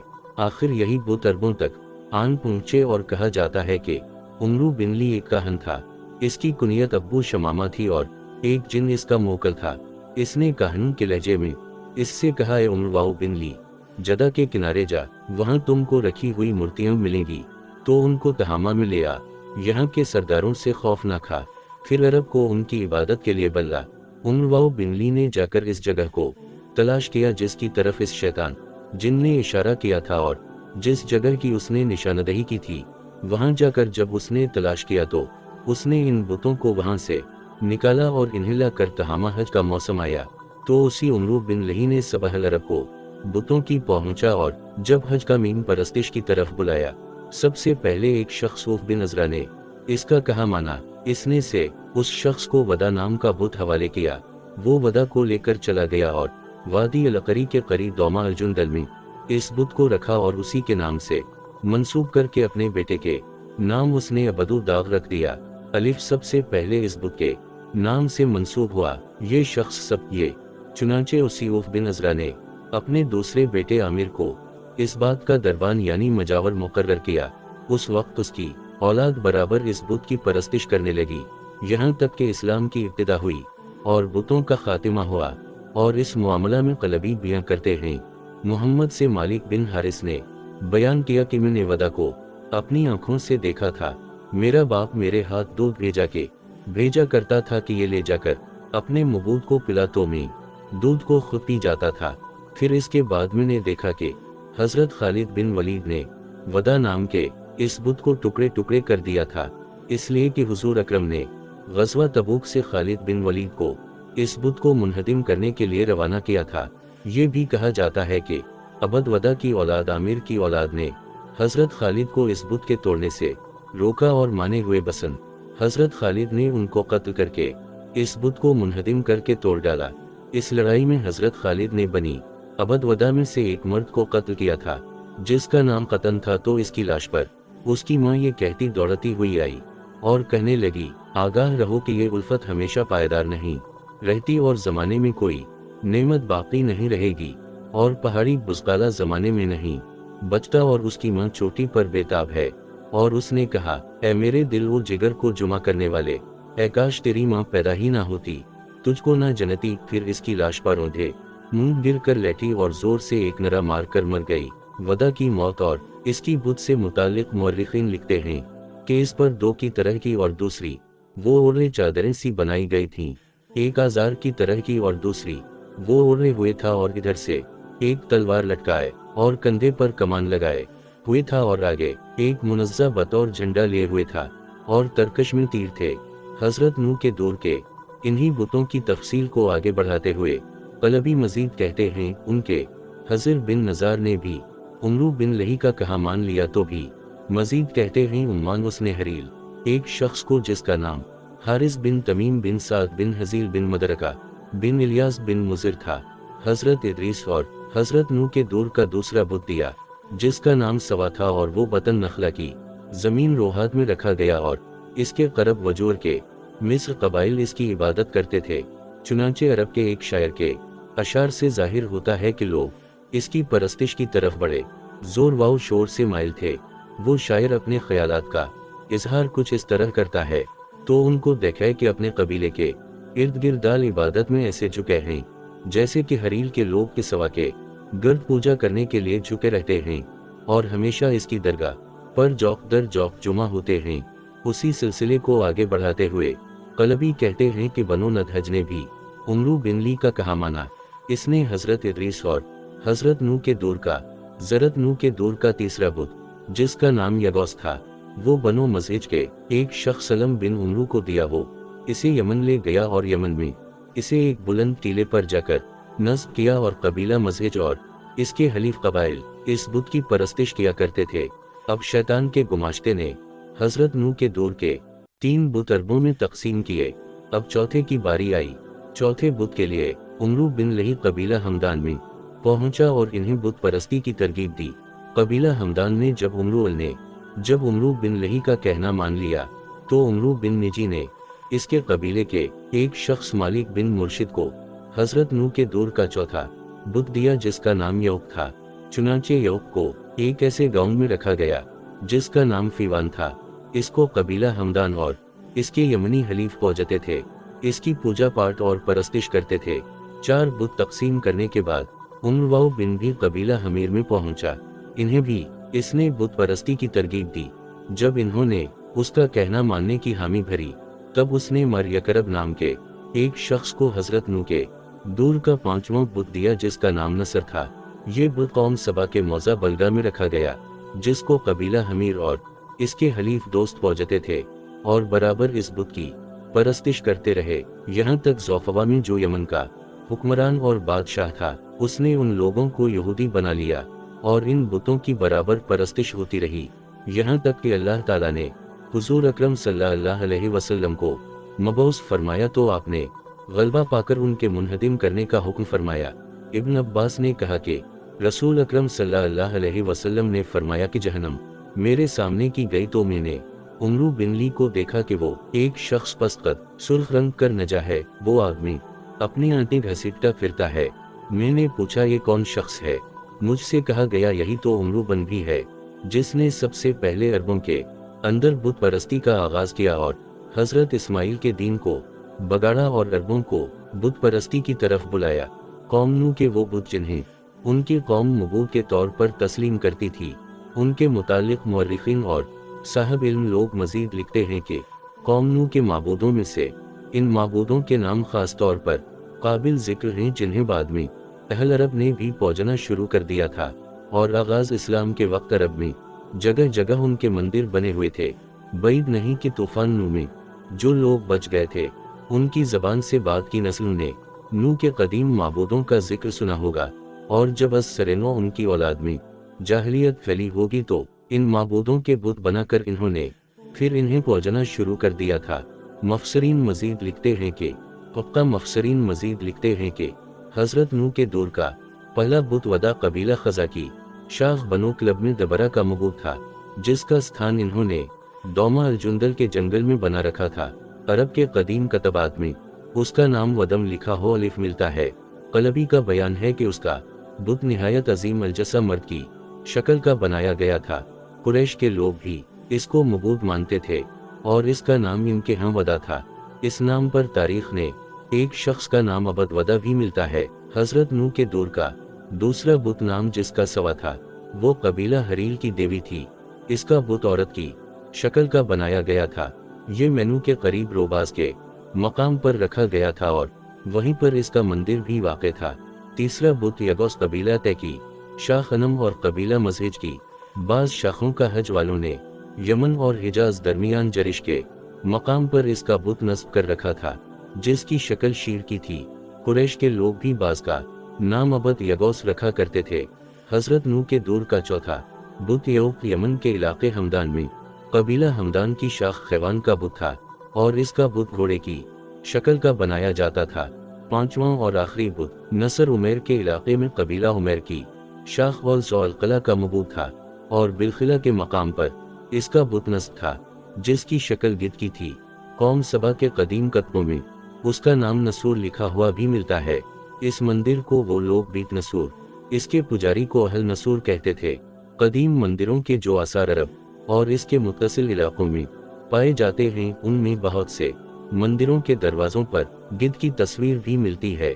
हज़रत नूह ने बार बार अपनी कौम को मुखातब करते हुए उनकी बेहतरी और भलाई के लिए फरमाया कि एक अल्लाह की बंदगी करो, तक़वी इख्तियार करो और रसूल इताअत करो। अल्लाह की बंदगी का मतलब ये था कि दूसरों की बंदगी और इबादत छोड़कर और सिर्फ अल्लाह को ही अपना मबूद तस्लीम करके इसकी परस्तिश करो और उसके अहकामात बजा लाओ। और ये तुमने जो तरह तरह के खुद साख्ता बुत बना रखे हैं और उनके सामने सजदा करते हो, उनकी इताअत और बंदगी करते हो, खुदा के यहाँ ये काबिल माफ़ी नहीं है। तक़वा का मतलब ये था कि इन कामों से परहेज करो जो अल्लाह की नाराज़गी और इसके गज़ब के मूजिब हैं और अपनी ज़िंदगी में वो रविश इख्तियार करो जो खुदा तरस लोगों को इख्तियार करनी चाहे। तीसरी बार जो इन्होंने रसूल की राह इताअत के लिए कही तो इसका मतलब था इन अहकामात की इताअत करो जो अल्लाह का रसूल होने की हैसियत से मैं तुम्हें देता हूँ। इन तीन उमूर की हिदायत के बाद हज़रत नूह की कौम को खुदा ने दो कामों की बशारत दी। पहली ये कि ईमान लाने के बाद उनके पिछले गुनाह मुआफ़ कर दिए जाए, नून गे, और दूसरी ये कि अगर तुम ईमान ले आए तो अल्लाह ताला तुम्हें इस मुद्दत तक दुनिया में मोहलत देगा जो तुम्हारे मुकर्रर और मुतय्यन है, यानी मुकर्रर मुद्दत उम्र से पहले तुम्हें किसी दुनियावी अजाब में पकड़कर हलाक ना करेगा। इसका हासिल उलमा किराम ये निकालते हैं कि अगर ईमान ना लाए तो ये भी मुमकिन है कि मुद्दत मुकर्ररा से पहले ही तुम पर अजाब लाकर हलाक कर दे। इससे मालूम ये हुआ कि उम्र की मुद्दत मुकर्ररा में बाज़ औक़ात कोई शर्त होती है कि इसमें फना काम कर लिया तो उसकी उम्र मसलन 80 साल होगी और ना किया तो 60 साल में मौत मुसल्लित कर दी जाएगी। ये मनफी कामों में अल्लाह की नाशुक्री से उम्र घट जाना और शक्र गुजारी से उम्र बढ़ जाता। इस तरह बाज़ अमाल मसलन वालिदैन की इताअत व खिदमत से उम्र में तरक्की होना जो हदीस से साबित है। नून कहते हैं तक़दीर और क़ज़ाए इलाही की दो कस्में हैं, एक मबरम यानी कती, दूसरी मुअल्लक़ जो किसी शर्त पर मुअल्लक़ हो यानी लू महफूज में इस तरह लिखा जाता है कि फ़लाँ शख्स ने अगर अल्लाह की इताअत की तो इसकी उम्र 70 साल होगी और अगर इताअत ना की तो 50 साल में मार दिया जाएगा। इस दूसरी कसम की तक़दीर में शर्त न पाई जाने में तब्दीली हो सकती है और कुरान मजीद में उन दोनों कसम की क़ज़ा की तक़दीर का जिक्र हज़रत नूह के सिलसिले में मौजूद है, यानी अल्लाह ताला लौह महफूज में महज वो इस्बात यानी तरमीम और तब्दील करता रहता है और अल्लाह के पास है असल किताब। असल किताब से मुराद वो किताब है जिसमें तक़दीर मबरम लिखी हुई है, क्योंकि तक़दीर मुअल्लक़ में जो शर्त लिखी गई है अल्लाह ताला को पहले ही से ये मालूम है कि वो शख्स ये शर्त पूरी करेगा कि नहीं, इसलिए तक़दीर मबरम में कती फैसला लिखा जाता है। हज़रत सलमान फ़ारसी रिवायत करते हैं कि हुज़ूर अकरम सल्लल्लाहु अलैहि वसल्लम ने फरमाया, क़ज़ा इलाही को कोई चीज़ बजज़ दुआ के नहीं रोक सकती और किसी की उम्र में ज़ियादती बजज़ बर वालिदैन के नहीं हो सकती, बर मानी उनके साथ अच्छा सलूक है। और मतलब इस हदीस का यही है कि तक़दीर मुअल्लक़ में उन अमाल की वजह से तब्दीली हो सकती है। खुलासा ये कि उनकी उम्र को मुअख्खिर करने को उनके ईमान लाने पर मौकूफ़ किया गया है। ये उनकी उम्र के बारे में तक़दीर मुअल्लक़ का बयान है जिसका अल्लाह ताला ने हज़रत नूह को इल्म अता फरमाया होगा। इसके सबब इन्होंने अपनी कौम को बताया कि तुम ईमान लाए तो जो असली उम्र अल्लाह ने तुम्हारे लिए मुकर्रर फरमाई है वहाँ तक तुम्हें मोहलत मिलेगी और किसी अजाब दुनियावी के तहत हलाक ना किए जाओगे, और अगर तुम ईमान ना लाए तो इस असली उम्र से पहले ही खुदा का अजाब तुम्हें हलाक कर देगा और आखिरत का अजाब इस सूरत में इसके अलावा होगा। इसके अलावा भी कौम नूह को ये बता दिया गया था कि ईमान लाने पर भी हमेशा के लिए मौत से निजात नहीं होगी, बल्कि तक़दीर मबरम में जो तुम्हारी उम्र लिखी हुई है इस पर मौत आना ज़रूरी है, क्योंकि अल्लाह ताला ने अपनी हिकमत बालगा से आलम दुनिया को दाई नहीं बनाया। यहाँ हर चीज़ को फना होता है, तकाजा हिकमत है, इसमें ईमान, इताअत और फिक्र और मसीद से कुछ फ़र्क नहीं पड़ता। बहरहाल हज़रत नूह अलैहिस्सलाम का अपनी कौम की इस्लाह और ईमान के सिलसिले में सलसल मुख्तलिफ कस्म की कोशिशों में लगे रहने का और कौम की तरफ उनकी मुखालफत और तकज़ीब का सिलसिला जारी रहा, और आखिर में मायूस होकर आप अपनी कौम के हक में बददुआ करने पर मजबूर हुए। हज़रत इब्न अब्बास रज़ी अल्लाह अन्हा नकल करते हैं कि हज़रत नूह को 40 बरस की उम्र में नबूवत अता हुई और कुरानी तसरी के मुताबिक उनकी उम्र 50 कम 1000 साल होगी। इस पूरी मुद्दत दराज में न कभी अपनी कोशिश को छोड़ा और न कभी मायूस हुए। कौम की तरफ से तरह तरह की एज़ाएं दी गईं, सब पर सब्र करते रहे। हज़रत इब्न अब्बास ही से मनक़ूल है कि इनकी कौम उनको इतना मारती कि वो गिर जाते तो उनको एक कंबल में लपेट कर मकान में डाल देते थे और ये समझते थे कि वो मर गए हैं, मगर फिर जब अगले रोज उनको होश आता तो वो लोगों की अल्लाह की तरफ बुलाते और तबलीग के अमल में लग जाते। मोहम्मद बिन इसहाक ने उबैद बिन उमर से रिवायत किया है कि उनको ये खबर पहुंची है कि नूह की कौम उनका गला घूंट देती थी, जिससे वो बेहोश हो जाते। जब होश आता तो ये दुआ करते, ऐ मेरे परवरिदगार मेरी कौम को मुआफ कर दे, क्योंकि वो नहीं जानते। अपनी कौम की एक नस्ल से ईमान लाने से मायूसी हुई तो ये उम्मीद रखते थे कि उनकी औलाद में कोई ईमान ले आएगा। वो नस्ल भी गुजर जाती तो तीसरी नस्ल से भी ये तवक्को लगाकर अपने फर्ज मनसबी में मशगूल रहते, क्योंकि उन नस्लों की उम्रें इतनी तवील ना थीं जितनी हजरत नूह को बतौर मुजिज़ा अता हुई थी।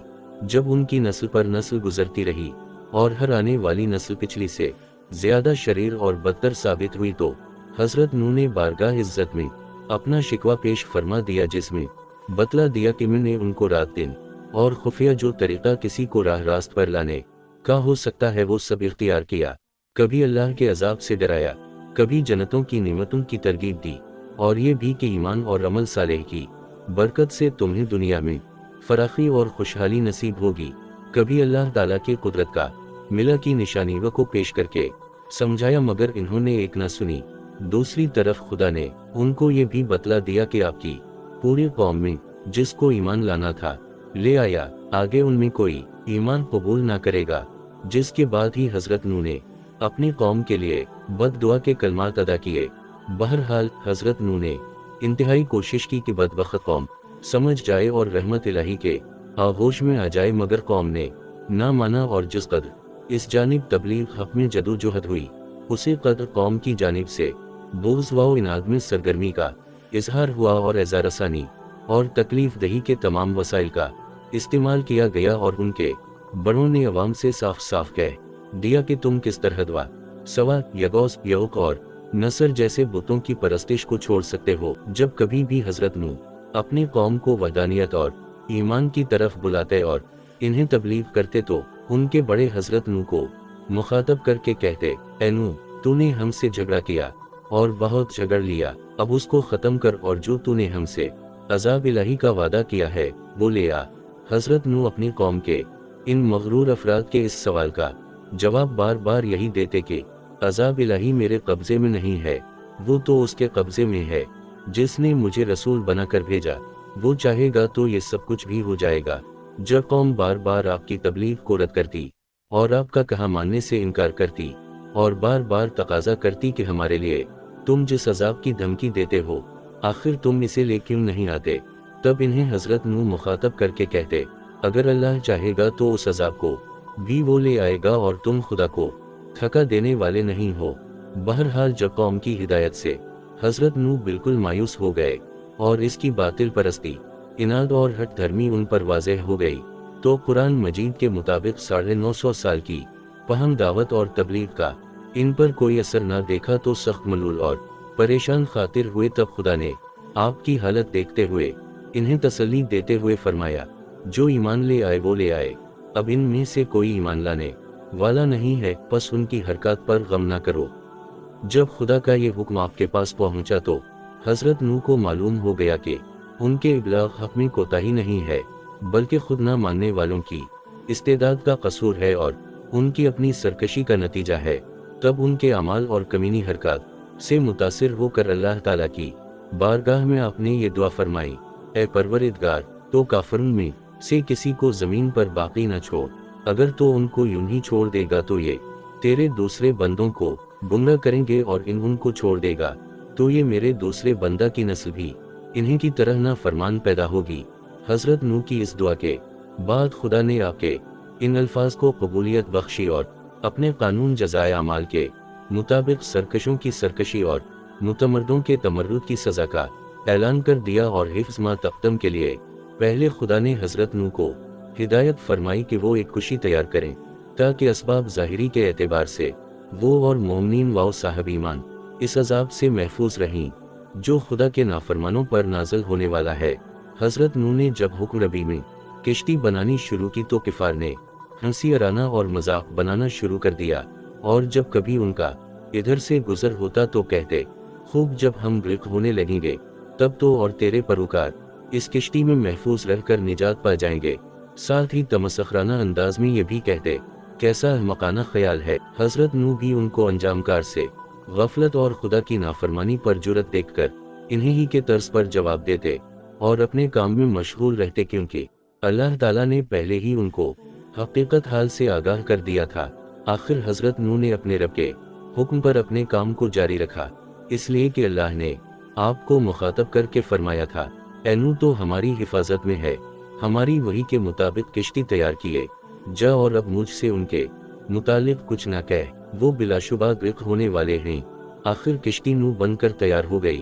अब खुदा के वादा अजाब का वक्त करीब आया और हजरत नूह ने इस पहली अलामत को देखा जिसका जिक्र उनसे किया गया था, यानी जमीन की तह से पानी का चश्मा उबलना शुरू हो गया। तब वही इलाही ने उनको हुक्म सुनाया कि किश्ती में अपने खानदान को बैठने का हुक्म डाल और तमाम जानदारों में से हर एक का जोड़ा भी किश्ती में पनाहगीर हो, और वो मुख्तसरी जमात जो तुम पर ईमान ला चुकी है किश्ती पर सवार हो जाए। जब वही इलाही की तकमील पूरी हो गई तो आसमान को हुक्म दिया कि पानी बरसना शुरू हो और जमीन से पानी हिलने लगा। बस खुदा के हुक्म से ये सब कुछ होता रहा तो किश्ती उसकी हिफाजत से पानी पर एक मुद्दत तक महफूज तैरती रही। इस मौका पर उलमा एक और सवाल भी उठाते हैं, और वो ये कि हजरत नूह ने तूफानी अजाब के वक्त खुदा ताला से अपने बेटे की निजात के मुतालिक सिफारिश की और खुदा ताला ने उनको इस सिफारिश से दूर कर दिया। इस मसले की और खुदा इन अहमियत कुरान हकीम की आयत में कुछ इस तरह बयान की गई है, और नूह ने अपने रब को पुकारा और कहा, ए परवरिदगार, मेरा बेटा मेरे अहल ही में से है और तेरा वादा सच्चा है और तो बेहतरीन हाकिमों में से है।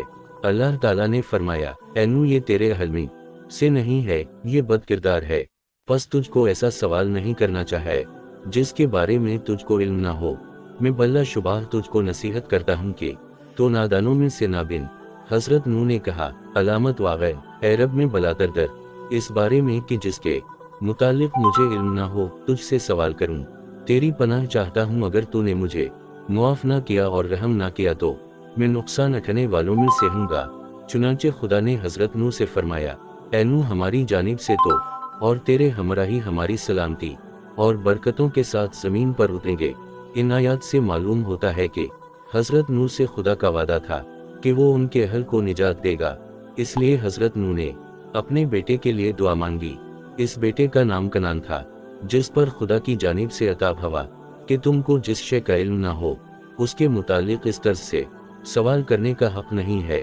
इस पर हजरत नूह ने अपनी गलती का इतराफ किया और खुदा ताला से मग़फ़िरत और रहमत की तलब की, और इसकी जानिब से भी ख्वाहिश के मुताबिक जवाब मिला। यहाँ उलमा ये भी कहते हैं, तो अब गौर तलब बात यह है कि हजरत नूह का सवाल किसी वादा पर मबनी था और वो वादा पूरा हवा के नहीं, और हजरत नूह को इस वादे के समझने में किसी कसम की गलत नहीं हुई और अल्लाह ताला की तंबी पर इन्होंने असल हकीकत को समझ लिया। उससे मुतालिक उलमा कहते हैं कि जब अजाब का वक्त आया और खुदा ने फरमाया, जब हमारा हुक्म आ पहुंचा तो तनूर से पानी अबल पड़ा, तो हमने फौज से कहा कि हर जानदार में से एक एक जोड़ा किश्ती में उठा लो, और इसके अलावा जिस पर खुदा का फरमान नातिक हो चुका है अपने अहल को भी, और जो तुझ पर ईमान लाए हैं उनको भी, और वो बहुत थोड़े हैं। खुदा के इस फरमान में ये बताया गया था कि हजरत नूह से हक ताली ने ये फरमाया था कि तुम अपनी इस किश्ती में जो अहल निजात के लिए तैयार की गई है अपने अहल को बैठाओ, लेकिन तुम्हारा पूरा कुंबा निजात याफ्ता नहीं है, बल्कि बाज ऐसे भी हैं जिन पूरा याफ्ता पर खुदा के अजाब का फैसला हो चुका है। चूंकि हजरत नूह अलैहिस्सलाम अपनी बीवी के साबिका का फराना अकायद और अमाल की बिना पर इस बात से मायूस हो चुके थे कि वो खुदाए बरहक पर ईमान लाए और तवहीद की आवाज़ पर लबीक कहे। इसलिए इस इस्तिस्ना का मिस्दाक सिर्फ इसको समझे और बेटे की मोहब्बत में ये ख्याल करते हुए कि ये नौ उम्र है, शायद किश्ती में मोमिनीन की सोबत से फ़ायदा उठा कर ईमान ले आए और काफिरों की सोबत को रद्द कर दे। खुदा ताला के इरशाद से फ़ायदा उठाते हुए इन्होंने बारगाह इलाही में कनान की निजात की दुआ की, मगर अल्लाह ताला को जलील अलक़दर पैगंबर का ये क़ियास पसंद न आया और उनको तंबीह की कि जो हस्ती खुदा की वही से हर वक्त मुस्तफ़ीद होती रहती है, इसको जज्बा मोहब्बत पदरी में इस कदर सर शुमार न हो जाना चाहे कि वही इलाही का इंतज़ार किए बग़ैर खुद ही क़ियास आराई करके अंजाम तक का फैसला कर बैठे। हालांकि वादा निजात सिर्फ मोमिनीन के लिए मखसूस है और कनान का फरों के साथ काफिर ही रहेगा। बिलाशुबा तुम्हारा इस कसम का सवाल मनसब रिसालत और नबूवत के शायान शान नहीं है। वदह गोया हजरत नूह से खुदा ताला का ये खिताब दरअसल अताब नहीं था, बल्कि मुशाहिदा हकीकत के लिए एक पुकार थी जिसको इन्होंने सुना और अपनी बशरियत और अब्दियत के इतिराफ के साथ साथ मग़फ़िरत के तालिब हुए और खुदा की सलामती और बरकत हासिल करके शाद काम और बामराद है। बस ये सवाल ना मसीद का सवाल था, ना असमत नबिया के मुनाफी, इसलिए खिताब इलाही में इसको नादानी से तबीर किया ना कि गुनाह और नाफरमानी से। बहरहाल हजरत नूह के सामने ये हकीकत आशकारा हो गई कि वादा निजात का मंशा नस्ल खान इन नहीं है बल्कि ईमान बाला है।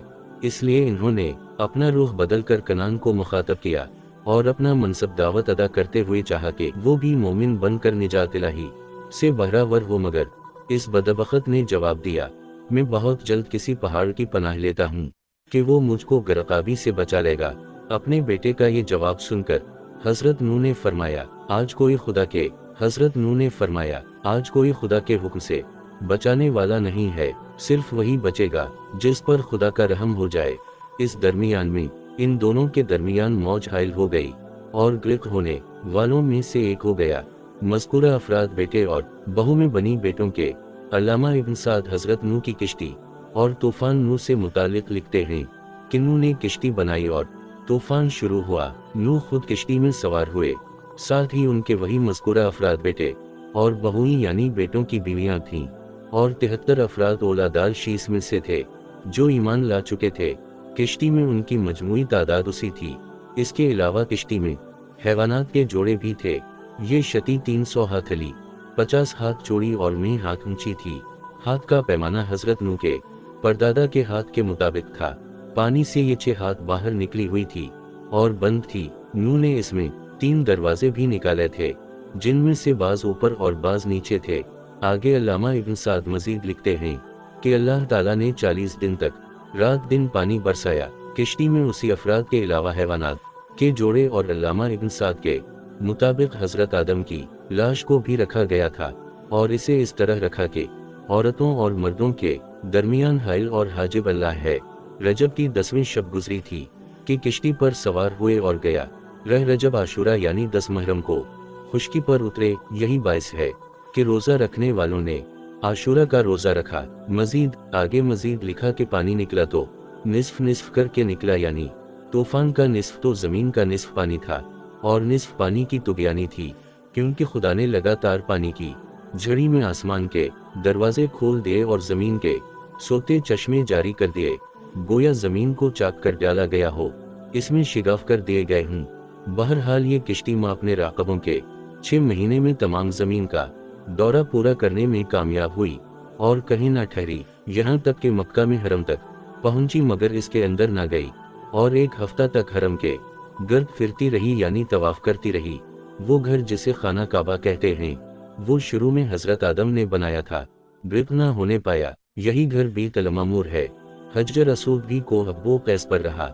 अल्लामा इब्न साद मजीद लिखते हैं कि किश्ती जब हरम के गर्द फिर चुकी तो अपने सवारों के लिए कोहिस्तान अरारात की तरफ बढ़ी, जो इलाका मुवस्सिल का एक पहाड़ है और 2 किलों के पास वाक़े है। जब 6 माह का सफ़र पूरा करने के बाद जूदी पर आकर ठहर गई, जो कोहिस्तान अरारात की एक चोटी का नाम है। और 6 माही के बाद खुदा का ज़मीन और आसमान को हुक्म जारी हुआ और खुदा ने फरमाया, ए ज़मीन अपने पानी को निगल जा और ए आसमान रुक जा।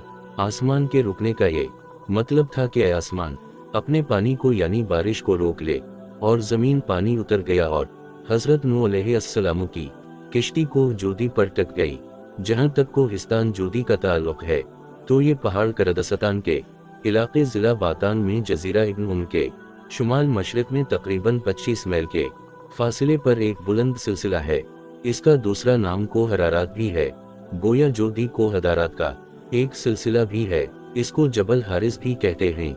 इसका कदीम नाम अजबी ताइफ भी था। जोदी पहाड़ की शोहरत का मंबा इराक व अरब की वो रिवायात हैं जिनके मुताबिक इस पहाड़ पर हजरत नूह की किश्ती जाकर ठहरी थी। ये पहाड़ इस मकाम पर है जहां तुर्की, ईरान, रूस और आर्मीनिया की सीन रहदें मिलती हैं। इसकी शुमाली और मशरक़ी ढलान की तरफ दरियाए अरस बहता है जो सतह समंदर से 3000 फीट बुलंद है। इसके जुनूब मगरिब में बायजीद नाम का मैदान है जो सतह समंदर से 5000 फीट बुलंदी पर वाक़े है। मगरिब की सिमत छोटी छोटी आतिशफिशा पहाड़ियों का सिलसिला है। इनमें से 5500 फीट की बुलंदी पर एक छोटा सा रह गुजरता है। ये पहाड़ 2 चोटियों पर मुश्तमिल है। उनका दरमियानी पालान 8800 फीट की बुलंदी पर वाक़े है। दोनों चोटियों के दरमियान 7 मील का फासला है। बड़ी चोटी की इंतहाई बुलंदी 12870 फीट है। इन दोनों चोटियों के करीब दूर दूर तक कोई और चोटी इतनी बुलंद नहीं।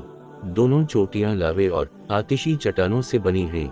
आजकल इस पर हमा वक्त बर्फ भी रहती है। उसके इर्द गिर्द मैदानों में उम्दा घास के वसी कतार हैं। यहाँ करदार कबाइल अपनी भीड़ बकरियां चराते नजर आते हैं। इसके दामन में कहीं कहीं दरख्त भी मिलते हैं, लेकिन पहाड़ सब्जे से खाली है। किसी जमाने में यहाँ आबादी थी और बकौल अल-मक़दिसी इस पहाड़ पर 1000 गांव आबाद हुआ करते थे। मुअर्रिखीन मजीद लिखते हैं कि इस पहाड़ का जिक्र सबसे पहले बाइबल में अदारात के नाम से मिलता है। उसके मुतालिक कहा जाता है कि हजरत नूह की किश्ती इस पहाड़ की बड़ी चोटी पर आकर ठहरी थी। नीज ये किश्ती 7वें महीने की पर 17वीं तारीख को अरारात की चोटी पर टक गई थी। कुरान मजीद में भी इसका जिक्र वाज़ेह तौर पर मिलता है और कुरान मजीद का कहना हुक्म हुआ, ए ज़मीन अपना सारा पानी निगल जा और आसमान रुक जा। चुनांचे पानी ज़मीन के अंदर जज्ब हो गया। फैसला चुका दिया गया, किश्ती जोदी पहाड़ पर टक गई और कह दिया गया, दूर हुई जालिमों की कौम। कदीम रमनी रिवायात इस बारे में बिल्कुल खामोश है कि किश्ती नूह कहाँ रुकी थी। बाद के अरमनी अदब में जो कुछ रिवायत इस बारे में मिलती हैं वो तोरियत के बढ़ते हुए असरात का नतीजा है। इब्न तंबी ने अरारात ही को जोदी करार दिया है। सिकंदर आजम के अहद का मोर्ख परूस लिखता है, सिकंदर आजम इसे को जोदी की चोटी पर से किश्ती के आसार मिले हैं। इब्न बतूता ने भी सन 725 हमजा में इसको हिस्तानी सिलसिले की जियारत की थी। मौजूदा दौर में अक्सर लोगों को यकीन है कि जोदी की चोटी पर जमी हुई हजारों बरस पुरानी बर्फ के नीचे हजरत नूह की किश्ती मौजूद है। आर्मीनिया के लोग इस रिवायत पर यकीन रखते हैं। तूफान नूह के बाद दुनिया में बसने वाली पहले कौम आर्मीनिया के लोग थे। कदीम तफसीरों में उसको हिस्तानी सिलसिले को हजरत नूह की किश्ती के उतरने की जगह बताया गया है। किश्ती नूह के ठहरने की जगह की इस यकीन की तफसील आरामी जबान की तफसीर और तराजिम में ही मिलती है। इसकी बुनियाद अगरचा बाबली रिवायात पर है, इसका माखज़ बैरूस है। इसके अलावा कोहिस्तान नसर जिसका जिक्र दास्तान नूह के सिलसिले में कदीम आशूर और फारिस के मीखी खत में लिखे हुए कतबात में मिलता है। मुमकिन है वो गोल्डीने ही में वाक़ हो, क्योंकि शेख मुवाख़ज़ा की रोज से गोल्डीने के पहाड़ों को हजरत नूह की किश्ती पर उतरने की जगह बताया गया है। इन कदीम यहूदी बाबली रिवायात को ईसाइयों ने इख्तियार किया है। बाद में तजरी 640 में अरबों ने जब बातान का इलाका फतह कर लिया तो इन्होंने उसे कोह जोदी का नाम दिया। ये सिलसिला कोहिस्तान आर्मीनिया की सतह मुर्तफा से शुरू होकर जुनूब में करदस्तान तक चलता है और जबल जोदी उसी सिलसिले का एक पहाड़ है जो आज भी जोदी के नाम से मशहूर है। कदीम तारीखों में किश्ती ठहरने की यही जगह बताई गई है। चुनांचे मसीह से 250 बरस पहले बाबर के एक मजहबी पेशवा इसने पुरानी कलदानी रिवायात की बना पर अपने मुल्क की जो तारीख लिखी है इसमें वो किश्ती नूह के ठहरने का मकाम जोदी ही बताता है। अरसतू का शागिर्द बैदवनूस भी अपनी तारीख में इसकी तस्दीक करता है। नीज वो अपने ज़माने का हाल बयान करता है कि इराक में बहुत से लोगों के पास इस किश्ती के टुकड़े महफूज हैं, जिन्हें वो घोल घोल कर बीमारों को पिलाते हैं। कोहिस्तान अरारात या जोदी के आसपास के तमाम इलाकों की तरह जबल जोदी का गर्द वाव पेश आज तक ऐसी ही यादगार दास्तान से पर है, जिनका ताल्लुक तूफान नूह और किश्ती के निकलने के बाद हजरत नूह के हालात जिंदगी है। मिसाल के तौर पर पहाड़ के दामन में अब तक एक गांव है जिसे सौक अलस्मानीन कहते हैं, यानी असती लोगों की रहाइश गाह, क्योंकि हजरत नूह की किश्ती में उसी आदमी सवार थे। इब्लीस ने क्योंकि बनी नौ इंसान को बहकाने की जिम्मेदारी अपने ऊपर डाली हुई है, लिहाजा इब्लीस अपने काम से गाफिल नहीं रहता। हर जमाना में निहायत सरगर्मी से अपना काम करता रहता है, लेकिन जिस कदर जमाना नबूवत करीब रहा, इस कदर इसको अपने मकसद में नाकामी होती रही, और जिस कदर जमाना नबूवत से बाद होता रहा, इस कामयाबी में रोज अफजों तरक्की करती रही। इसके रास्ते पर चलने के लिए लोग बकसरत आमादा हो जाया करते थे। हजरत नूह के सिलसिले में भी इब्लीस हरकत में आया। अल्लामा इब्न जौज़ी लिखते हैं, और वो इस वाक़या को सालेह बिन अबद अल्लाह से बयान करते हैं कि जब हजरत नूह किश्ती में सवार हुए तो अपनी किश्ती के अंदर इन्होंने एक अनजान बोरे को देखा। आप समझ गए और पहचान गए कि जरूर ये इब्लीस ही है। चुनांचे इसे मुखातब करके कहा, तो यहाँ क्यों आया? इस पर जवाब देते हुए इब्लीस कहने लगा, मैं तुम्हारे मानने वालों के दिलों पर काबू करने को आया हूँ, ताकि उनके दिल मेरे साथ हूँ और जिस्म तुम्हारे साथ। इस पर हजरत नूह ने इब्लीस को मुखातब करके फरमाया, ए खुदा के दुश्मन निकल जा। इस पर इब्लीस बोला और कहने लगा, मेरे पास 5 चीजें हैं जिनसे मैं लोगों को हलाक करता हूँ। इनमें से 3 तुम्हें बताऊंगा और 2 तुमसे न कहूंगा। इस मौका पर किश्ती में हजरत नूह अलैहिस्सलाम पर वही नाज़िल हुई और खुदा की तरफ से हजरत नूह को हिदायत की गई कि शैतान से कहो 3 की मुझे हाजत नहीं तो 2 बयान कर।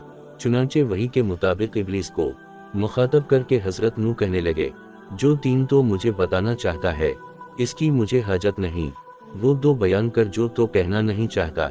इब्लीस ने कहा, इन्हीं 2 से मैं आदमियों को हलाक करता हूँ और उनको कोई झूठ नहीं कह सकता। इन 2 में से एक हसद है, उसी की वजह से मैं मलून हवा और उसी की वजह से मैंने आदम को सजदा नहीं किया और शैतान मरदूद कहलाया।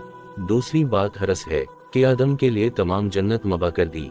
मैंने हरस की बदौलत इनसे अपना काम निकलवा लिया। बहरहाल तूफान से जब निजात मिली तो हजरत नूह सबके साथ किश्ती से नीचे उतरे और वहां हर शख्स ने अपने लिए एक घर बनाया।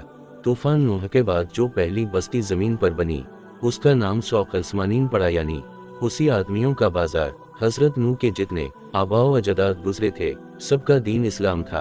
अकर्रमा रिवायत करते हैं कि आदम और नूह के दरमियान 10 नस्लें गुजरी जिनका दीन इस्लाम था। इब्न अब्बास कहते हैं कि हजरत नूह ने नस्ल काबिल की एक औरत से निकाह कर लिया था। इससे एक लड़का पैदा हुआ जिसका नाम यूनातन रखा। ये लड़का दया मशरिक के एक शहर में पैदा हुआ था। पहली बस्ती जो हजरत नूह और उनके साथियों ने आबाद की, जिसका नाम सौक समानीन था, इसकी वसअत आबादी के लिए जब जगह काफी न रही तो लोग वहां से निकलकर इस मकाम पर पहुंचे जहां शहर बाबल आबाद हुआ था। बाबल की तामीर इन्हीं लोगों ने की जो दरियाए फरात के पास वाक़ था। बाबल की आबादी बहुत ज्यादा हो गई, हत्ता के 1 लाख तक शुमार हो गया। ये सब लोग दीन इस्लाम पर कायम थे।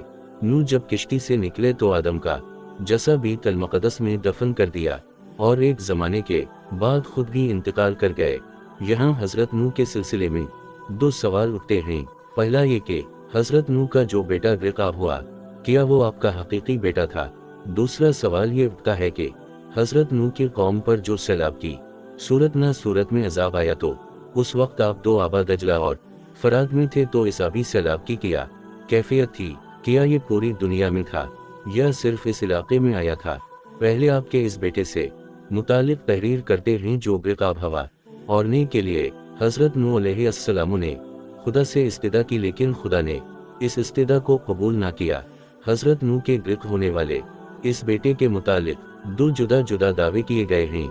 एक जमात कहती है कि वो गैर हकीकी था, यानी हजरत नूह की बीवी के पहले शौहर का लड़का था जो हजरत नूह से निकाह के बाद उनकी आगोश में पिला था, और दूसरी जमात हजरत नूह की इसका फरा बीवी पर खयानत असमत का इल्ज़ाम लगाती है। इन उलमा को उन बगैर मुस्तनद और दूरज सवाब तहरीरों की ज़रूरत इसलिए पेश आई कि उनके ख्याल में पैगंबर का बेटा काफिर हो है बहुत बड़ा इल्ज़ाम और अजीब मालूम होता है, मगर तज्जुब है वो क्यों फरामोश कर जाते हैं कि हज़रत इब्राहीम का बाप आज़र बुत तराश और बुत परस्त काफर था। बस एक जलील अलक़दर पैगंबर के बाप के कफर से रसूल खुदा की जलालत, अज़मत और मनसब रिसालत और नबूवत में मुतलक फ़र्क नहीं आता, तो अजीम रसूल और नबी के बेटे के कफर से इस पैगंबर की अज़मत और जलालत और कद्र में क्या नुक्स आ सकता है। बल्कि एक हकीकत बैन निगाह हकीकत शनास के नज़दीक तो ये खुदा और खालिक का अनात की कुदरत का मिला का महर उत्तम है कि वो बंजर ज़मीन में गुलाब गा देता है और गुलाब के महकते हुए फूलों के साथ खार पैदा कर देता है। बस जब कुरान मजीद ने ये तसरी की है कि गिरकाब होने वाला बेटा जिसका नाम कनान था हज़रत नूह का बेटा था, तो बल्ला वजह इस रकीब को बेसनद तावेलात की किया ज़रूरत है। बहरहाल सही यही है कि कनान हज़रत नूह का बेटा था जो गिरकाब हवा, मगर इस पर हज़रत नूह की हिदायत और रशद की जगह अपनी बे ईमान वालिदा की आगोश तरबियत, ख़ानदान और कौम के माहौल ने बुरा असर डाला और वो नबी का बेटा होने के बावजूद फरमान ही रहा। नबी और पैगंबर का काम फ़कत रशद व हिदायत का पैगाम पहुंचाता है, औलाद, बीवी, ख़ानदान, कबीला और कौम पर इसको ज़बरदस्ती आयद करना और उनके कुलूब को पलट देता नहीं है। अरबाब तारीख ने हज़रत नूह के इस बेटे का नाम कनान बताया है। तौरीत की रिवायत के मुताबिक है, कुरान मजीद उसके नाम की सराहत से साकत है जो नफ्स वाक़या के लिए गैर ज़रूरी ख्याल किया गया है। रते रहे हैं दूसरा सवाल ये उठता है कि क्या तूफ़ान नूह तमाम कुरा अर्ज़ पर आया था या किसी अलिफ बा खास कता पर। उसके मुतालिक उलमाए कदीम और जदीद हमेशा से दो राय रखते रहे हैं, और उलमाए इस्लाम में से एक जमात उलमाए यहूद, नसारी और माहिरीन इल्म फ़ल्कियात, तबक़ात अरज़ और तारीख़ तबीयत की राय ये है कि ये तूफ़ान तमाम कुरा अर्ज़ पर नहीं आया था, बल्कि सिर्फ इस खित्ता में महदूद था जहां हज़रत नूह की कौम आबाद थी, और ये इलाका वसत के एतबार से 1,40,000 मुरब्बा किलोमीटर था। उनके नज़दीक तूफ़ान नूह के ख़ास होने की वजह यह है कि अगर ये तूफ़ान आम था तो इसके आसार कुरा अर्ज़ी के मुख्तलिफ गोशों और पहाड़ों की तो चोटियों पर मिलने चाहे थे, हालांकि ऐसा नहीं है। नीज़ इस ज़माने में इंसानी आबादी बहुत ही महदूद थी, और वही खित्ता था जहां हज़रत नूह और उनकी कौम आबाद थी। अभी हज़रत आदम की औलाद का सिलसिला इससे वसी न हुआ था जो कि इस इलाके में आबाद था, लिहाजा वही मुस्तहिक अज़ाब थे।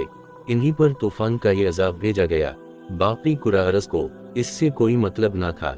बाज़ उलमाए इस्लाम और माहिरीन तबक़ात अरज़ और उलमा तबीयत के नज़दीक ये तूफ़ान तमाम कुरा अर्ज़ पर हावी था, और एक यही नहीं बल्कि उनके ख्याल में ज़मीन पर ऐसे मुतअद्दिद तूफ़ान आए हैं, उन्हीं में से एक ये भी था। और वो पहली राय को तस्लीम करने वालों को आसार से मुतालिक सवाल का ये जवाब और वो देते हैं कि जज़ीरा नुमा इराक़ अरब की इस सरजमीन के अलावा बुलंद पहाड़ों पर ऐसे हैवानात के ढांचे और हड्डियां बकसरत पाई गई हैं जिनके मुतालिक माहिरीन इल्म तबक़ात अरज़ की ये राय है कि ये हैवानात माही हैं और सिर्फ पानी ही में जिंदा रह सकते हैं। पानी से बाहर एक लम्हा भी इनकी जिंदगी दुश्वार है। इसलिए कुरा अर्ज़ के मुख्तलिफ पहाड़ों की उन बुलंद चोटियों पर उनका सबूत इसकी दलील है कि किसी ज़माने में पानी का एक हैबतनाक तूफ़ान आया जिसने रहे पहाड़ों की इन चोटियों को भी अपनी गिरकाबी से न छोड़ा। इन दो और आरा उन हर दो ख्यालात और आरा की उन तमाम तफसीलात के बाद जिनका मुख्तसर खाका मज़मून ज़ेर बहस में दर्ज है, अहल तहक़ीक़ की ये राय है कि सही मसलक यही है कि तूफ़ान आम था, ख़ास न था, और ये मसला भी महल नज़र है कि तमाम कायनात इंसानी सिर्फ हज़रत नूह अलैहिस्सलाम की नस्ल से है। अलबत्ता कुरान मजीद ने सुन्नत अल्लाह के मुताबिक सिर्फ इन्हीं तफसीलात पर तवज्जो की है जो अज़मत और अबरत के लिए ज़रूरी थे।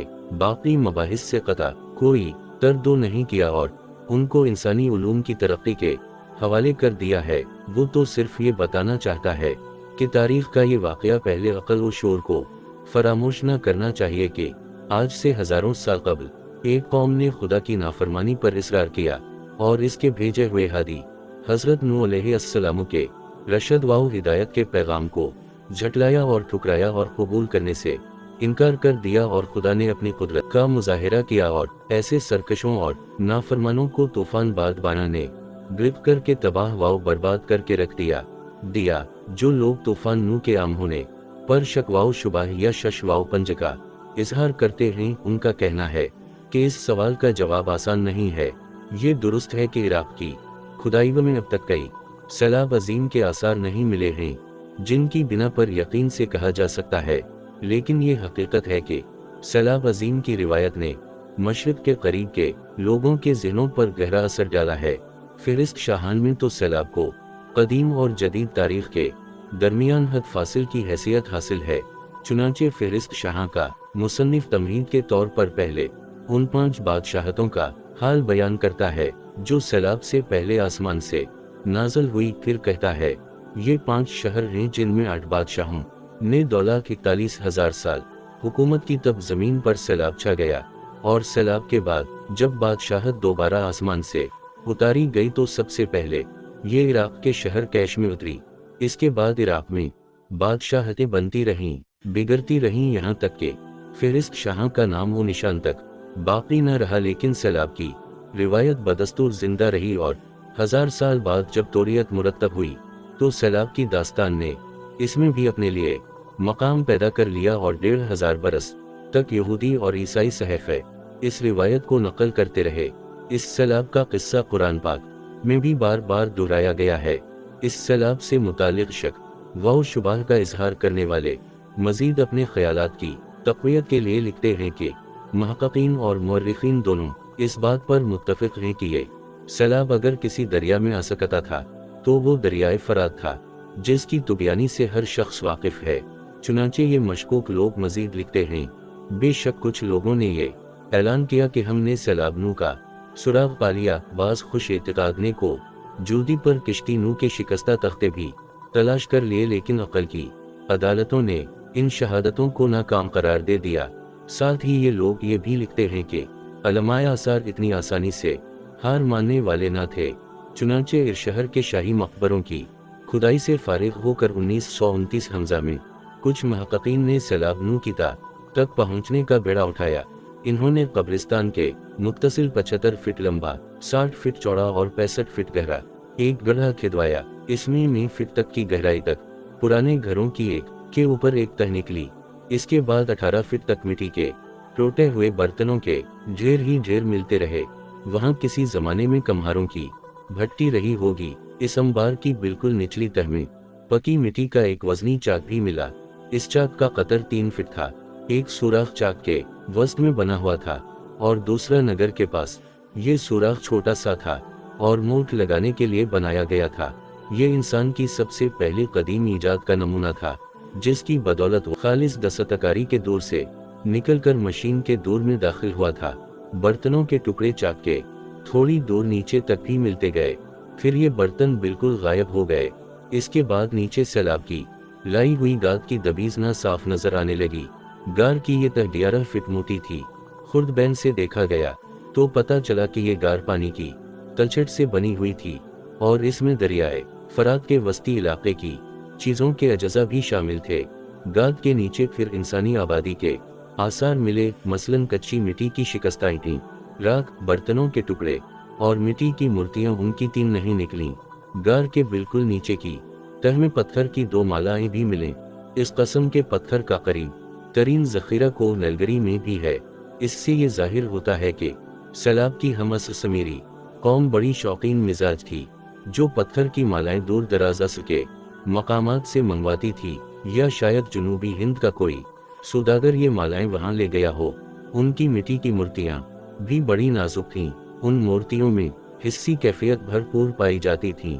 11 फीट मोटी गाद की ये तह साफ तौर पर यह साबित करती थी कि हजरत नूह की कौम पर नाजल होने वाला सैलाब आया था, लेकिन इस सैलाब का इनकार करने वाले फिर कोई ना कोई हजरत तलाश करने के अंदाज में कहते हैं कि इस गाद का मतलब ये हुआ कि दरियाए फरात का सैलाब कम अज कम 25 फीट ऊंचा जरूर था और इस सैलाब की वजह से इराक के नशीबी इलाकों में 320 मील लंबा और 100 मील चौड़ा खित्ता जरूर गर्काब हो गया होगा, यानी ईरान की सरहद से मुल्क शाम की सरहद के दरमियान का सारा इलाका सबके सब बह गए हूँ गे और फकत चंद शहर बचे हूँ गे जो टेलों पर आबाद थे।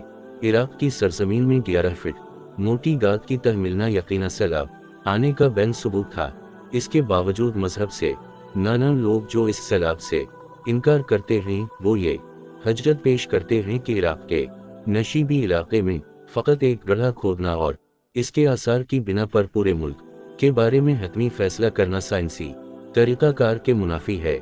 इन लोगों का सबसे बड़ा इतराज ये है कि अगर वादी में कई फीट ऊंचा सैलाब आता तो इर शहर के इर्द गिर्द ये और नवा के इलाके भी जरूर गरकाब हो जाते, मगर अरीदो, इरिक, लगाश और लारसा शहरों की खुदाई में जमीन की किसी तह से भी सैलाब की गाद बरामद नहीं हुई। हालांकि ये पुराने शहरार से फकत चंद मील के फासले पर हैं। इन साइंसदानों और महक़क़ीन के इस शक व शुबाह और इनकार का इजाला करने के लिए इस सैलाब के हामी महक़क़ीन ये कहते हैं, बेशक उनका ये इतराज़ अपनी जगह वज़नी होगा, लेकिन शायद इन्हें ये मालूम नहीं या इन्हें इसका एहसास नहीं है कि सैलाब से मुताल्लिक़ गुफ्तगू करते वक्त इस बात का भी इतराफ़ किया जाना चाहे कि सैलाबी गार की इतनी दबीस और मोटी तह हर जगह नहीं मिलेगी, इसलिए कि सैलाब की गार हर जगह नहीं बनती, बल्कि किसी जगह अगर पानी का धारा बहुत तेज हो तो वो जमीन को गहरा कर देता है। उनके ख्याल में गादों हैं जमती है जहां धारे की रवानगी में कुछ रुकावट पैदा होती है। लिहाजा इराक की सरजमीनों की भी यही हालत रही, जहां कुछ अरसा के लिए सैलाब का पानी रुका वहां गार की कई फीट मोटी तह जम गई और जहां पानी रवां रहा वहां गा नहीं जमी।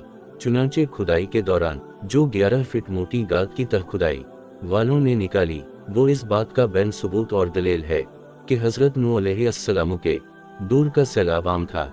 बहरहाल तूफान नूह खास इस जमीन से वाबस्ता रहा हो या तमाम करा जमीन से, मज़ाहिब आलम की तारीख और इल्म आसार से ये कतई साबित है कि ये वाक़या तारीख की हैसियत रखता है और इसकी हकीकत से इनकार नहीं किया जा सकता। चुनांचे तौरीत के अलावा कदीम हिंदू मजहब की किताबों में भी इसका तज़किरा मौजूद है।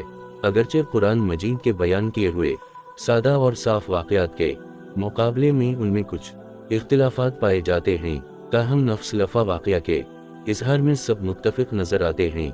हज़रत नूह के सिलसिले में कुछ लोग ये भी इतराज़ करते हैं कि वो 950 बरस कैसे जिंदा रहे। कुरान मजीद ने सराहत की है कि हज़रत नूह ने अपने कौम में 950 बरस तबलीग और दावत का फ़र्ज़ अंजाम दिया, जैसा कि खुदावंद कुद्दूस ने फरमाया, और बिलाशुबा हमने नूह को इसकी कौम की जानिब रसूल बनाकर भेजा, बस वो उनमें 50 कम 1000 साल रहा। ये उम्र मौजूदा उम्र तबई के एतबार से बज़ाहिर बईद अज़ अक़ल मालूम होती है, लेकिन मुहाल और नामुमकिन नहीं है, इसलिए कि कायनात की अबतदा में मौजूदा बरसों में इंसानी तमद्दुन के मसनूई सामानों ने पैदा कर दी है, और तारीख़ कदीम भी ये इकरार करती है कि चंद हज़ार साल कबल की उम्र तबई का तनासुब मौजूदा तना सबसे बहुत ज़्यादा था। नीज़ हज़रत नूह की उम्र तबई का मामला उस वक्त की मुस्तस्नियात में से है जो अनबिया की तारीख़ में आयत अल्लाह की फ़हरिस्त में शुमार होती है, और जिनकी हिकमत और क़ायत का मामला खुद खुदा ताला के सुपरद है। तूफ़ान नूह ख़त्म होने के बाद गोया हज़रत नूह और आपके साथियों ने दजला और फरात की वादियों में एक आबादी कायम की थी जिसका नाम शौक़ अस्मानीन था, यानी असती लोगों का बाजार। इसके बाद उनकी आबादी ही नहीं, तहजीब और तमद्दुन ने भी खूब फलना फूलना और फैलना शुरू किया, इसलिए कि हर तहजीब अपने तमद्दुन की पेश रो होती है। तहजीब के लिए शहर, देहात, सहरा और कोहिस्तानों की कोई कैद नहीं, क्योंकि तहजीब का मुआशरे इज्तिमाई तख्लीक़ात और अक़दार का नचोड़ होती है, इसलिए तहजीब के आसार हर मुआशरे में मिलते हैं, ख्वाह वो गारों में रहने वाले नीम वशे कबीलों का मुआशरा हो या सहराओं में मारे मारे फिरने वाले खाना बदोशों का मुआशरा। चुनांचे तहजीब उस ज़माने में भी मौजूद थी जब इंसान पत्थर के औजार और आलात इस्तेमाल करता था और जंगली फलों और जंगली जानवरों के शिकार पर जिंदगी बसर करता था। स्पेन और फ्रांस के गारों में रंगीन तस्वीर या और मुझे से 40-50 हज़ार बरस पीछतर के इंसान के हुस्न अमल और अमली हुस्न का नादिर नमूना है। साथ ही मुअर्रिखीन ये भी लिखते हैं, लेकिन तमद्दुन की बुनियादी शर्त शहरी जिंदगी है। तमद्दुन उसी वक्त वजूद में आता है जब शहर आबाद होते हैं। दरअसल तमद्दुन नाम ही इन रिश्तों की तंजीम का है जो शहरी जिंदगी अपने साथ लाती है, ख्वाह ये तंजीम इंसान के बाहमी रिश्तों से ताल्लुक़ रखती हो या इंसान और मादी के बाहमी रब्त से वाबस्ता हो, यही तंजीम आगे चलकर रियासती निज़ाम की चीज़ों के असास बनती चली जाती है। तहरीर का रिवाज भी तमद्दुन ही का मज़हर है, क्योंकि वो मुआशरा जो फ़न तहरीर से नावाकिफ़ हो मुहज़्ज़ब कहा जा सकता है, लेकिन मतमदन नहीं कहा जा सकता। पुराने ज़माने में यूं तो शहर हर जगह देहात ही की तरक्की याफ्ता शक्ल होते थे, लेकिन शहर और देहात में आबादी की कमी बेशी के अलावा कैफियती फ़र्क भी पाया जाता था। इन दोनों इंसानी तंजीमों के समाजी तकाज़े और तरकीबी अनासिर जुदा जुदा और उनके माहौल और मशागिल एक दूसरे से मुख्तलिफ थे। ज़राअत ज़मीन चाहती है वसी और कुशादा ज़मीन, फसलों और दरख्तों को झूला झुलाने वाली ज़मीन, खेतों से सोना उगलने वाली ज़मीन, चरवाहों की बानसरी के गीतों और परिंदों की चहचहाहटों से शादकाम और मसरूर ज़मीन। इसके बरअक्स शहर ज़राअत का दुश्मन होता है। वो ज़मीन के सीने पर पत्थर और ईंटों का अंबार रख देता है और सड़कें इसके बदन में लोहे की गर्म सलाखें बिन कर पेवस्त हो जाती हैं। ज़राअत ज़मीन को फूलों और पत्तियों के रंग बरंग जेवरों से सजाती सनवरती हैं। शहर ज़मीन का जेवर उतार देता है, से उसका सुहाग लौट लेता है। इसके बावजूद शहर इंसानी हुनरमंदी का शिकार है। शहर में इंसान की रूह तख्लीक नए रंग में जलवागिर होती है। शहर इल्म वाओ हिकमत का, सनत वाओ हरफत का, तिजारत और सियासत का मरकज होता है। शहर इंसान के अक्ल वाओ शोर का उफ़ुक़ वसी करता है। इसे जीने के करीने और जिंदगी से लुत्फ़अंदोज़ होने के सलीक़े भी सिखाता है। हज़रत नूह की सरजमीन दजला और फरात में भी अबतदा में शहर तिजारती मरकज़ होते थे या मजहबी ज़ियारत गाहें, दोनों। उनकी जाए वक़्फ़ आम तौर पर कोई अहम गुज़रगाह होती थी, मसलन कोई बस्ती किसी दरिया के किनारे या किसी शतीय शाहराह पर आबाद हुई। अब इस राह से आने जाने वाले काफ़िले ला महला वहाँ से गुजरते हुए पड़ाव करते थे या किश्ती के मुसाफिर वहाँ उतरने लगे गाँव वालों से खुराक का सामान खरीदते थे और तबादले में अपना माल उनके हाथों फरोख्त करते थे। इस आमद व रफ्त और ख़रीद व फरोख्त के बाइस गाँव में बाकायदा तिजारत का आगाज़ हो गया। दुकानें खुलने लगीं, बाजार कायम होने लगे। ये देखकर आसपास के हनरमनद, सना और व्यापारी भी वहाँ आकर आबाद होना शुरू हो गए। करब वजूर की मसनूआत से तिजारती काफिले तरतीब दिए जाने लगे और सूद अगर दूर दराज का सफर करने लगे। आबादी बढ़ लगी तो गांव की आसपास की जमीन पर नई बस्तियां बसने लगीं।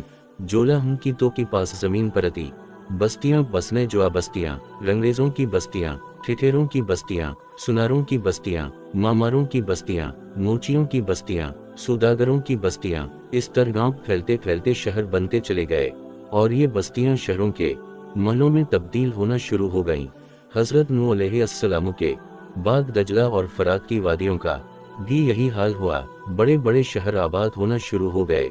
दजला और फरात के कदीम शहरों में ज्यादा मशहूर अरीदो, लाना, अरीक, अमा, लगाश, फेज कैश, सपरसीन, अक्कार, बाबल ज़रा शुमाल में, आशूर और नैनवा और बाद मास की गुरूर काबिल जिक्र शहर थे। इन शहरों में आमतौर पर 3 तबके आबाद हो गए। हजरत नूह अलैहिस्सलाम के बाद ये तबकाती तकसीम बड़ी तेजी से फैली। सबसे ऊंचा तबका अमीलू कहलाता था। इस तबके में अमरा मंदिर के फरूहत और मुंशी वगैरह शामिल थे। इन पढ़े लिखे मुंशियों को नज़म व नस्ब में बड़ा दखल था, क्योंकि तहरीर का फन उस वक्त बहुत कम लोगों को आता था।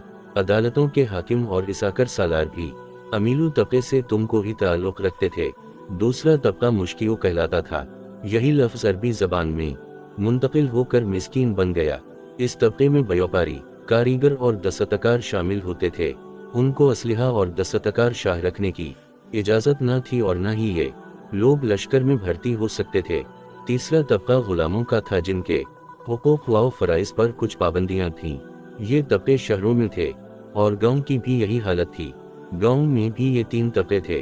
अव्वल शुरफा का, जिनका इम्तियाजी निशान रख था। दूसरा तबका मालियों, चरवाहों और साइसों का, और तीसरा काश्तकारों और मजदूरों का। लश्कर के लिए लश्करी उम्मान उसी तीसरे तबके से भर्ती किए जाने लगे थे। हजरत नूह की सरजमीन में वादी दजला और फरात के कदीम बाशिंदों के आलात और औजार आम तौर पर कांसी के होते थे। कांसी तांबे, लोहे या सोने चांदी की मानिंद कोई मुफरिद धात नहीं। बल्कि टन और तांबे का मुरक्कब है। कांसी की खूबी यह है कि वो टन और तांबे से ज्यादा सख्त, मजबूत और पायदार होता था और इसका रंग भी जल्द खराब नहीं होता था। फिर कांसी का नुक्ता तहलील भी ताबने से कम होता है, मगर इस मुरक्कब की तैयारी एक कीमियाई अमल है, और जब तक तांबे और टन को 8 और 1 की निस्बत से पगलाकर आपस में मिलाया ना जाए, कांसी नहीं बन सकती। कांसी का इस्तेमाल इस बात का सबूत है कि वादी के लोगों ने तजर्बे करके कांसी बनाने का कीमियाई अमल मालूम कर लिया था। चुनांचे दजला और फरात के लोगों के हाल हथौड़े और कुदाल, नेज़े और कटार सबका नसी के होते थे, इसलिए वादी दजला और फरात की तहजीब को हम कांसी की तहजीब कहते हैं, और बाद में यही कांसी की तहजीब मिस्र, ईरान, चैन और वादी सिंध में भी राइज हो गई। इसके अलावा हजरत नूह की सरजमीन ने फन तामीर में भी वो कमाल हासिल किया जिसकी नज़ीर मुश्किल से मिलेगी। मसलन मिहराब, गुंबद और सुतून, जिनके सहारे मतमदन दुनिया ने अपने कसर और ऐवान तामीर किए, कदीम इराकियों की ही इजाद हैं, और लुत्फ ये है कि उन सब की बुनियाद वही नरसल का झुंपड़ा है जिसे फन तामीर के उसूल से नावाकिफ खाना बदोशों ने हजारों साल बैशतर अपना सर छुपाने के लिए बनाया था। इराक के शहरार की खुदाई में 27 कब्ल मसीह का एक शाही मकबरा भी मिला है, जिसमें एक गिनबज अब तक सही सलामत है। कालबा ये दुनिया का सबसे भरा गया था पुराना गुंबद है। इस गुंबद को पत्थर के टुकड़ों और मिट्टी के गारे से भरा गया था। इस तरह के ज़ेगुरात छत पर एक गुंबददार हौज मिला है। ज़ेगुरात दरअसल मजहबी इमारतें हवा करती थीं। ये गुंबद वहाँ के हुक्मरान अरनमू ने 1250 कब्ल मसीह में बनवाया था। इस गुंबद की जड़ाई ईंटों से की गई थी। शुरू में ये ख्याल किया जाता था कि वादी दजला और फरात के कदीम बाशिंदे सुतून बनाना नहीं जानते थे। ये ख्याल इतना पुख्ता हो गया था कि जब किसी माहिर आसार ने मैफर शहर के मकाम पर 15 सदी कब्ल मसीह की एक ऐसी इमारत दरियाफ्त की जिसके बड़े कमरे में सतूनों की 2 रवैया कतारें खड़ी थीं, तो आसार कदीमा के माहिरीन ने इसके दावे की तरदीद कर दी और इसका खूब मजाक उड़ाया, और ये दावा कर दिया कि इस खित्ते में सतूनों का रिवाज 3री सदी कब्ल मसीह में यूनानी फुतूहात के बाद शुरू हुआ था। हालांकि जिस मुल्क में कुदरत खुद खजूरों के सिडोल सतून फराहम करती हो, वहाँ सतूनों का इस्तेमाल हैरत अंगेज बात नहीं। फिर ऐसा हवा के उसी कस्म के सतून मुख्तलिफ मकामात पर बरामद हुए। मसलन अर में 3000 कब्ल मसीह के कई बड़े बड़े सतून दरियाफ्त हुए। इन सतूनों की मोटाई 7-8 फीट थी। ये सतून कच्ची ईंटों के थे। इन पर काशी के निहायत खूबसूरत नक्श व निगार बने हुए थे। ऐसे ही कई सतून कैश शहर में भी बरामद हुए, और फिर एक वक्त वो भी आया कि अलबीद शहर के छोटे मुबिदवाओं में खजूर के तनों के कुदरती सतून पाए गए। उन सतूनों पर तांबे की चादर चढ़ी हुई थी। इन सतूनों को वहाँ के बादशाह हनी ने 2700 कब्ल मसीह में बनवाया था। ये सारी चीजें जब खुदाई के दरमियान दरियाफ्त हो गई, तब दुनिया को मालूम है कि सतून दरअसल खजूर के तनों की नकल हैं, और सतून का इस्तेमाल सबसे पहले इराक ही में हुआ था, ना कि यूनान में।